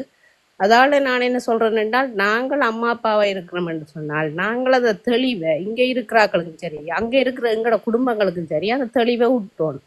அதே மாதிரி இங்கே இருந்து போய் கல்யாணம் செய்கிற ஆண்களும் இங்கத்தே கலாச்சாரத்தை பார்க்குறீங்க, இங்கத்தே அடுத்த ஜெனரேஷன் என்ன செய்யறதுன்றதை பார்க்குறீங்க. நீங்களும் அந்த சீதனத்தை உங்களோட சகோதரங்களுக்கோ நீங்களோ செய்யும்போது அந்த சீதன விஷயத்தை விடுங்கோ. சீதனம்ன்றது எந்த கருத்தை பொறுத்தளவில் என்னென்றால், ஒரு குடும்பம் புது குடும்பமாக தொடங்கும் போது ஜீரோவிலேருந்து தான் தொடங்கின வாழ்க்கையை. அந்த குடும்பம் தொடங்குறதுக்கு ஒரு சப்போர்ட்டாக கொடுக்கப்படுற ஒரு நகையோ அல்லது காசோ அல்லது வீடோ கொடுக்கப்படுறோன்று தான் சீதனம். அதை பயன்படுத்தணும். அதை வந்து நாங்கள் எனக்கு என் அம்மா அப்பா தாரதை என் கணவன் போய் தன் சகோதரத்துக்கு பயன்படுத்துறது வந்து பிழை. அதை வந்து தவறான முறையில பயன்படுத்துறது தான் இந்த எங்களுக்கு எங்கட பாட்டி பூட்டன் எங்களுக்கு எங்கட அம்மா அப்பா சொல்லி வளர்த்த முறை பிழை. அதைத்தான் எங்களுக்கு தரப்படுறது எங்கட குடும்பத்துக்குரியது. நாங்கள் அந்த ஜீரோவிலேருந்து தொடங்குற வாழ்க்கைய அதுல தொடங்கும் போது எங்களுக்கு அது முதலாத்தான் தருபடுதே தவிர அதை கொண்டு போய் என்ற கணவன் சகோதரத்துக்கு கொடுக்கறது பிழையான விஷயம். இப்ப நாங்கள் நல்ல மாதிரி இருக்கிறோம், 2 பேரும் வேலை செய்கிறோம், எங்களுக்கு தகுந்த வருமானம் இருக்குது, எங்களுக்கு தகுந்த முதல் இருக்குன்னு போது நாங்கள் நன்கொடையா கொடுக்கலாமே தவிர, ஆனால் அவியலுக்கு கொடுக்கணும்ன்றதுக்காண்டித்தான் சீதனம் தரணும்ன்றது பிழையான தவறான புரிதலும். நாங்கள் விதைக்கிறது இந்த புரிதல் வந்து தவறான வழிக்கிட்டு செல்லும். அதைத்தான் நான் சொல்றேன். இதுல நிறைய நான் அந்த அண்ணா சொன்னதுல உடன்படுறேன். இந்த விடுதலை புலிகள் காலத்துல செய்யப்பட்ட இந்த சட்டம் வந்து மறைமுகமா அதன் ரகுராமன் சொன்ன மாதிரி மறைமுகமா சிலது கண்டு காணாம செய்யப்பட்டது. ஆனால் அந்த நேரம் சீதனம் வேண்டாதவர்கள் இப்போது நிறைய குடும்பங்களுக்குள்ள பிரச்சனைகள் இந்த சீதனத்தால வந்து கொண்டிருக்கிறன்றது உண்மை. நிறைய பேருக்கு தெரியும், இது வெளிப்படையான உண்மை. சாதிய பிரச்சனையும் இருக்குது, சீதன பிரச்சனையும் இருக்குது. இதை வந்து என்னென்றால் புரிதலின் மூலம்தான் நாங்கள் மாற்ற வேணும். சாதி என்னத்தால வந்தது, சீதனம் என்னத்தால வந்ததுன்றது புரிதலின் மூலம்தான் மாற்ற வேணும். கட்டாயப்படுத்தியோ சட்டத்தை போட்டோ மாத்துறது இல்ல. நான் இதுல மாட்டு கருத்து வச்சுக்கிறேன். இன்றைக்கு வெளிநாட்டுல நாங்கள் ஏன் சட்டத்தை பின்பற்ற வேண்டாம்? பயம். புரிதல் மூலம் இங்க யாருமே சட்டத்தை பின்பற்ற இல்லை. வேகத்துல போனால் எங்களுக்கு கமரா அடிக்கும் பயம், பிடிச்சா புரஸ்காரம் கொண்டே அடைப்பான் பயம். சில இடங்கள்ல சில சட்டங்கள் சமூக நலனுக்காக பயத்தின் மூலம் தான் உருவாக்கப்பட்டு இப்ப வரைக்கும் பயத்தின் நிமித்தம் தான் புலம்பெயர் நாடுகள்ல எல்லாருமே கட்டுப்பாடா இருக்கிறோம் கன விஷயங்கள்ல. அப்ப நீங்க சொல்ற மாதிரி மனித சமூகம் மாறணும்னு சொன்னால் இன்றைக்கு எத்தனையோ ஜெனரேஷன் மாறிட்டுது, இன்னும் எத்தனையோ ஜெனரேஷன் மாற போகுது. அது நடக்க போற விஷயம் இல்லை. சில இடங்கள்ல அதிகாரங்கள் வலுப்பெறும், சில இடங்கள்ல அந்த அதிகாரங்களை கட்டுப்படுத்தணும். இதனுடைய தனிப்பட்ட கருத்து என்றால் ஆய்வு ரீதியா பார்த்தோம்னு சொன்னால் எந்த காலத்திலையுமே எங்கட சமூகம், அதுவும் தமிழ் சமூகம் இயற்கையாக மாறிடும்னு சொன்னால் அது எந்த காலத்திலையும் நடக்க போற விஷயம் இல்லை. எங்கட காலங்கள்ல எங்கட 30 வருஷ காலங்கள்ல 35 வருஷ காலங்கள்ல சட்டத்தின் மூலம்தான் ஒழுக்கம் பின்பற்றப்பட்டது. அச்சுறுத்தல் மூலம்தான் சமூக கட்டுப்பாடு உருவாக்கப்பட்டது. இன்றைக்கு நீங்க சீனாண்டு ஒரு நாட்டை எடுத்தீங்கன்னு சொன்னால் இன்றைக்கு 3000 ஆண்டுக்கு முதலே அதாவது வந்து அதிகாரம் தான் அந்த நாட்டை வந்து சீர்படுத்தப்படும் என்ற ஒரு அணு ரீதியான அரசியல் தத்துவத்தையும் ஒரு விஞ்ஞானத்தையும் எங்கட பயிற்சி கல்லூரி காலங்கள்ல எங்களுக்கு படிப்பா படிப்பிச்சவை. இல்ல அது அதாவது உண்மை. அது ஆமா ஆமா சட்ட கட்டாய என்ன சட்டத்தின் மூலம் நாங்கள் சமூகத்தை சீர்படுத்தலாம். ஆனா அந்த சட்டங்கள் நிலை பெறும் என்று சொல்லும் போது அது நீடிக்கும். இது இப்ப எங்கட வாழ்க்கை முறையில் வித்தியாசமா போயிட்டല്ലോ. நாங்கள் எதிர்பார்த்ததை விட அந்த சட்டங்களுக்குள்ள இருந்து இன்றைக்கு எனக்கு 2 வேதனை. இலங்கை இந்தியான்ற ஒரு நாடு சுதந்திரம் பெற்றிருக்காட்டி இன்றைக்கு அது ஐரோப்பிய நாடுல ஒரு நாடா இருந்திருக்கு. இன்றைக்கு நாங்க சுதந்திரம் என்ற ஒன்றுக்குள்ள போய் இன்றைக்கு நாங்கள் சுதந்திரத்தின் மூலம் கண்டுகொண்டதெல்லாம் ஒன்றுமே இல்லை. எல்லா நாடுகளும் எங்களுக்கு பிறகு உருவாக்கப்பட்ட நாடுகள் எல்லாம் நாங்கள் வழிகாட்டியா இருந்த இனம் இன்றைக்கு நாங்கள் வழிகாட்டி இல்லாம போனது காரணம் சுதந்திரம் வந்து எங்கிட்ட தந்துட்டு போனதுன்ற விளைவுதான். இன்றைக்கு வெள்ளக்காரங்க வந்து கட்டிட்டு போன அவ்வளவு கட்டுறங்களும் இன்றைக்கு ஆடான ஆசையாக கிடக்குது. நாங்கள் கட்டுற கட்டுறங்கள் எல்லாம் கீழே போய் கொண்டிருக்குது. என்ன செய்வோம்? எங்கிட்ட ஒரு சொல்லுங்க பாப்பா, நீங்க சொல்ற மாதிரி இப்ப நாங்கள் என்ன சொன்னா எங்கள் டைம் சட்டங்கள் இருக்கு இல்லைன்னா இப்ப நீங்கள் பாத்தீங்கன்னா எங்கள்ட இந்த தேசிய வள சட்டம் நிலம் சார்ந்து இருக்குது. அப்ப அந்த நிலம் சார்ந்த அந்த சட்டத்தை இது என்னன்னு சொன்னா நாங்கள் எங்களுக்கு ஏற்ற மாதிரி மாற்றங்களை கொண்டு வச்சிருக்கிறோம். உங்களோட பண்பாடு சார்ந்த மாற்றங்களை வச்சு போட்டு இந்த தேசிய வள சட்டத்தை நாங்கள் எப்படி கொண்டு வரோம்னா தாய்வழி சமூகத்துக்கு ஒரு சட்டமும் ஆண்வழி சமூகத்துக்கு ஒரு சட்டமும் வச்சிருக்கிறோம். அந்த சட்டத்தில் மாற்றத்தை கொண்டு வருவோமா இருந்தால் சில தீர்வுகளை நாங்கள் முன்வைக்கலாம். தீர்வுக்கான ஒரு நடைமுறை இருக்கும். இன்னொரு பிரச்சனை ஓகே சாணின்ற இதுக்கு நான் சொல்றேன். இந்த தேச வளமை சட்டம்ன்றது உருவாக்கப்பட்டது, அதாவது யாழ் மேல்குடி வர்க்கத்துக்காக தான் உருவாக்கப்பட்டது. ஏனென்று சொன்னால் அதுதான் ஒல்லாந்தர் போர்த்துகீஸ் காலத்தில இருந்து வந்தது. இந்த தேச வளமை சட்டத்தை அதுவும் குறிப்பாக யாழ்ப்பாணத்துக்கு மட்டும் எழுதப்பட்ட சட்டம் தான் தேச வளமை சட்டம். அது அவர்கள் அதே இதுதான் பரம்பரையாவுடைய இந்த பதவிகள் எல்லாம் முன்பு கொடுக்கப்பட்டது. அரசை நிர்வகிக்கிறதுக்கு அவர்கள் அந்த அரசோட இருந்தவர்களும் அவர்களுக்கு சார்ந்தவர்களும் அப்படியான வர்க்கத்துக்கு கூட தான் யாழ் மேல்தட்டு வர்க்கம் அவ்வளவு பொருளாதார வளர்ச்சியை உருவாகி அதற்கூடாகத்தான் சாதி அமைப்பை உருவாக்கி நீங்கள் இலங்கையிலும் யாழ்ப்பாணத்துல குறிப்பா மட்டக்களப்புல குறிப்பா இந்தியாவில் குறிப்பா சாதிய அமைப்புகளின் வித்தியாசங்களை பாருங்க எப்படி இருக்குன்னு சொல்லி. அதாவது என்னன்னு சொன்ன யாழ்ப்பாணத்துக்கு தனிப்பட ரீதியா அந்த முறையில அமைஞ்ச ஒரு விஷயத்தை கதையும் கொண்ட என்னன்னு சொன்னா நாங்கள் ஆழமா போனா சாதாரண மக்களுக்கு எல்லாம் நாங்கள் இதெல்லாம் விளங்கப்படுத்த அவர் இதா இருக்காது. ஆனா இதை நாங்கள் என்ன செய்யலாம், இது எப்படி அழிக்கலாம்ன்றதை பாருங்க. நாங்கள் இப்ப எங்கட யாழ்ப்பாணத்துல கொண்டு வந்த சட்டங்கள் அதில் சொல்றதுக்கும் எங்கட இதுகளுக்கும் கொஞ்சம் அங்காலையா இருக்குது. அதை விடுவோம். இல்ல என்ன நாங்கள் அதே திருப்பி கேட்க ஒருத்தருக்கு விளங்காதன்னா நாங்கள் ஒரு எல்லா மாவட்டத்து மக்களும் இருக்கீங்க. இப்ப அங்கதான் அந்த சட்டத்தை கொண்டு வந்தது எனக்கு தெரியும். இந்த சீதனம் அங்கதான் கொண்டு வந்தது. இந்த சில பிரச்சனை எப்படி அங்க நாங்க அனுபவம்னு சொன்னால் எங்கள்கிட்ட இருக்கிற சட்டங்கள் ஒரு பண்பாடு சார்ந்த சட்டங்களா இருக்கு. இப்ப இதுகளை நாங்கள் எப்படி இதுகள் மாற்றத்துக்காக ஒரு 5 பேருக்கு அரசியல்வாதிகளோ அவர்கள் அதை முன்வைக்கலாம். இந்த சட்டங்கள் மாற்றப்படுமா இருந்தால் இந்த ஒழிப்புகள் சட்டத்துக்கும் என்ன சொல்ல வரணும்னு சொன்னால் நான் இதுல என்னத்தை சொல்லலாம், இப்ப எல்லாருக்கும் விளங்கக்கூடிய மாதிரி என்னத்தை சொல்லலாம் என்றால் நாங்கள் இந்த சீதனம் இந்த ஏற்றத்தாழ்வு பிரச்சனைகளை நாங்கள் நீக்கிறதுக்கு இப்ப நாங்கள் வெளிநாட்டுல இருக்கிற நாங்கள் என்ன செய்யறோம், எங்கட பொருளாதாரம் மேம்படணும்ன்றக்காண்டி மனுஷனையும் வேலை செய்வோம். ஒரு வேலையோ 2 வேலை கூட செய்கிறோம். ஆனால் எங்கட தாயகத்துல இருக்கிறார்கள் வேலை இல்லைன்னுட்டு வெளிநாட்டுக்காரில் தங்கி இருக்கிறேன் விளங்கிட்டோம். நாங்கள் அதுக்கு அங்க அவைகள் என்னென்ன சொல்லினமோ நான் இது பிரைவேட் ஹாஸ்பிட்டலுக்கு தான் போகணும்னு சொன்னா காசு அனுப்புறோம், அல்லது அது செய்யணும் இது செய்யணும்டா காசு எடுக்கும். ஒரு வாழகூடி புடுங்கினர்களுக்கு ஒரு ஆனாலே இயலாத சமூகத்தை நாங்கள் உருவாக்கி கொண்டிருக்கிறோம் விளங்கிட்டோம். என்னன்னு சொன்னால் வாழை கூட ஒரு மம்பட்டியால கொத்தி வீட்டுல உள்ள வாழை ஒரு வீட்டு தோட்டம் செய்ய இயலாத இடத்துல நாங்கள் எங்கட புலம்பெயர்ந்த சமூகம் கொண்டு போய் கொண்டு இருக்கிறோம். இதை ஆணுக்கும் பெண்ணுக்கும் சமனா வீட்டு தோட்டங்களை அவையவே சமைச்சு அவையவே சாப்பிடுற கேட்டது அவையன்ற காலில் தங்கி. ஏன்னா நாங்க தற்சார்பு பொருளாதாரத்துல எங்கட இயக்கங்கள் இருந்த நேரம் இல்ல எங்களை நாங்க ஆண்ட இனம். ஆனால் இப்ப மாறாக அப்படி போய்கொண்டிருக்கிறோம். நாங்கள் எங்கள தங்க விடாமல் அந்தந்த குடும்பங்கள் கணவனோ மனைவியோ தாங்களே உழைச்சி தாங்களே சாப்பிடக்கூடிய மாதிரி அங்கே வேலை இல்லையாண்டு இல்லை. நீங்கள் உதாரணத்துக்கு எடுத்து பாருங்க, இங்கே வந்து வெளிநாடுகளில் இருக்கிற காணிகளை இப்போ வயசு போனாக்கள் எல்லாம் அரசாங்கத்திட்ட கொடுப்பினோம். நீங்கள் எனக்கு இவ்வளவு ரேட்டை தாங்கோ இவ்வளவு காலத்துக்கு என் வீடுகளை கூடி அவை அரசாங்கத்திட்ட ஒப்பாடைச்சிடுவினா இந்த வாடகைகளை நீங்கள் மக்கள்கிட்ட வேட்டி தாங்க. அதே மாதிரி இப்போ எங்கட நாட்டில் இவ்வளவோ காணிகள் ஒரு உண்மையா வளம் மிகுந்த காணிகள் கூட சும்மா கிடக்குது.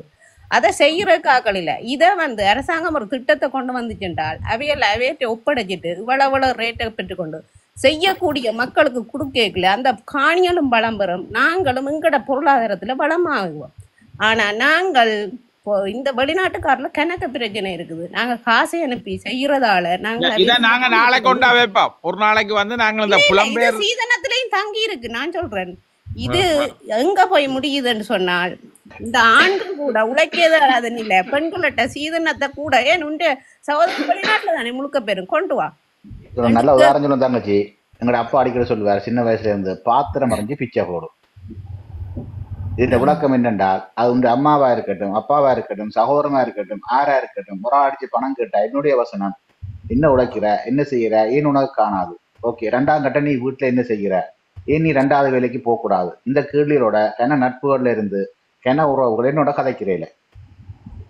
நான் இதை விட திறமான ஆலோசனையை சொல்லி நான் வெளிநாட்டுக்கு வந்த பிறகு ஆரோக்கியமான கருத்துக்கள் எவ்வளவு சொல்லி கடைசியா கண்டுகொண்ட என்னன்னு சொன்னால் எதிர்ப்பலைகள் தான்.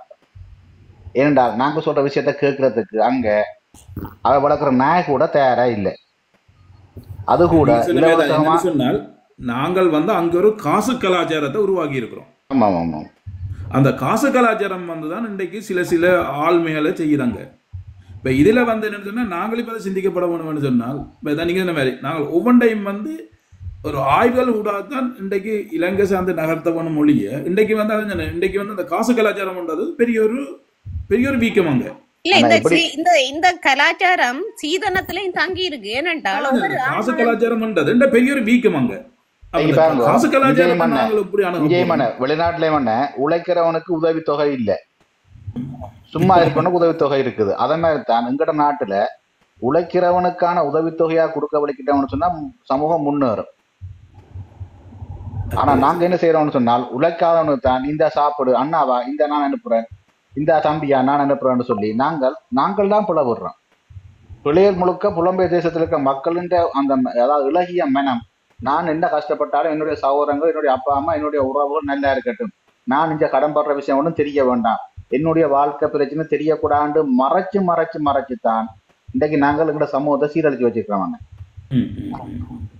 இல்ல நாங்கள் வந்து பெரியொரு இந்த காசு கலாச்சாரத்தை வந்து பெரியொரு வீக்கமா நாங்கள் அங்க உருவாக்கி அது எல்லாத்திலுமே இந்த காரணி இந்த காசு கலாச்சாரம்ன்றது எல்லாத்திலுமே பாதிப்பை கொண்டது. தொத்து நோய் ஆயிட்டு.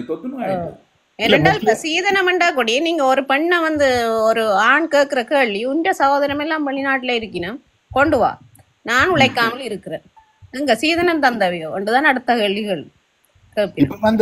சும்மா இதுல நிக்கிற ஒரு 10 பேரும் நாளைக்கு கூட வீட்டை அடிச்சு கேட்டுப்பாங்க, உங்களோட வீட்டுல என்னென்ன உறவுகள் தோட்டம் வச்சிருக்கீங்கன்னா என்னென்ன வச்சிருக்கணும், சும்மா ஒரு ஆய்வு செய்து எல்லாம் பூச்சியமா தான் இருக்கு. இங்க இருந்து உறவுகள் நீங்க மரக்கண்டு அது இதெல்லாம் கொடுத்துட்டு வர காய வச்சுட்டு இருப்பீங்க.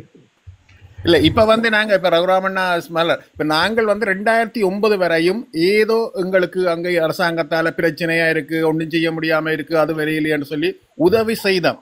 ஆனால் 2009 இருந்து இந்த 15 வருஷம் ஆகிட்டுது. இப்ப வந்து நாங்கள் அனுப்பி கொண்டிருக்கிற காசால எங்களை விட மிக வசதியா எங்கள்கிட்ட ஒரு ஐபோன் வேண்டினாக்கு பாவிக்க முடியாது. ஆனால் அங்க இருக்கிற இளைஞர்கள் எல்லாம் ஐபோன் அல்லது அது அவ்வளவு வந்து கலாச்சாரத்தை வந்து மோட்டார் சைக்கிள். எனக்கு சரியான கவலைக்குரிய விஷயம் 2009க்கு பிறகு எங்க போனாலும் மோட்டார் சைக்கிள் ஒரு சிக்னல்ல இருந்து அடுத்த சிக்னலுக்குள்ள ஒரு 400 மோட்டார் சைக்கிள் நிற்கும். அதுக்கு இடையில அவ்வளவுக்கு வந்து அங்க எனக்கு ஒரு ஆசை என்னண்டா, இது ஒரு ஆசை எனக்கு என்னன்னு சொன்னா, நாளைக்கு வந்து நான் உண்மையா இந்த தரையங்கத்தை பற்றி இருக்கா புலம்பெயர் தேசத்துல இருக்கிற ஆக்கடா இதுக்கு அங்கே வந்து இந்த பணங்கள் குடுக்கல் வாங்கல பற்றி ஒரு பெரிய ஒரு இது ஒன்று நாளைக்கு நான் கதைக்கணும் பண்ணிருக்கிறோம். அது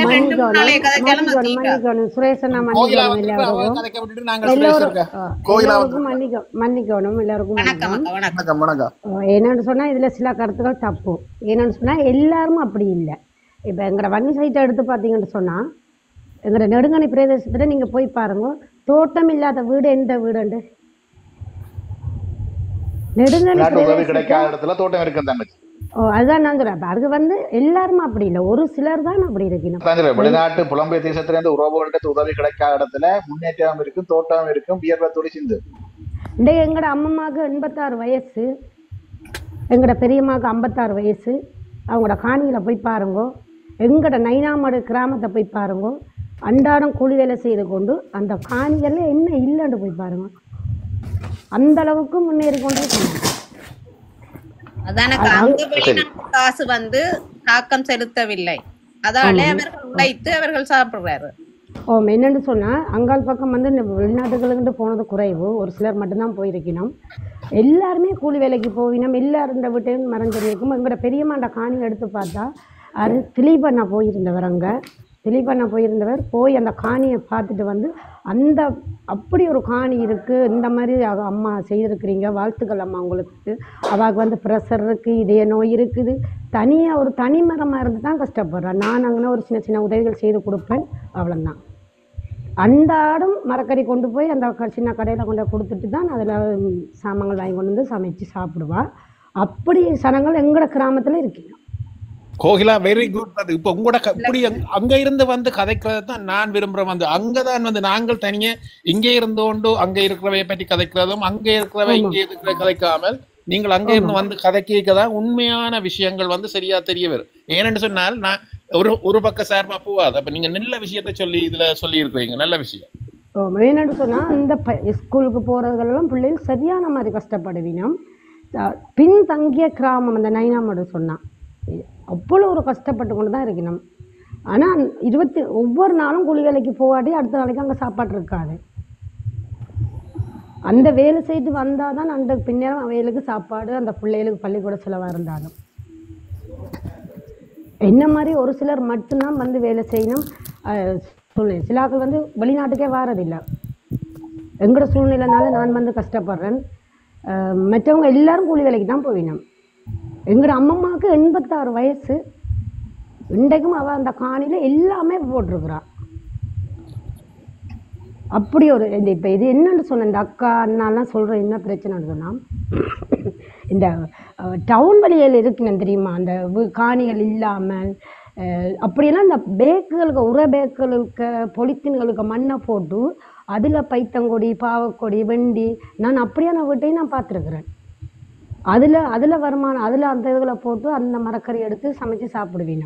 என்னடா காணி இல்லை, ஒரு தோட்டம் செய்ய இயலாது, எதுவுமே ஒரு பூக்கண்டு நட இயலாது, இல்லை அந்த சாடிகளுக்குள்ள அப்படி தான் வச்சு கொண்டு இருப்பினோம். அப்படியான ஆட்களுக்கு தான் வெளிநாட்டிலிருந்து உதவிகள் போய் அப்படி சாப்பிட்டு கொண்டு இருக்கணும். ஆனால் எங்கட பக்கங்கள் அப்படி இல்லை. வன்னியை பொறுத்த அளவில் இந்த நெடுங்கணி, சேனப்புல, ஒளிமாடு, மரத்தோடு அங்கே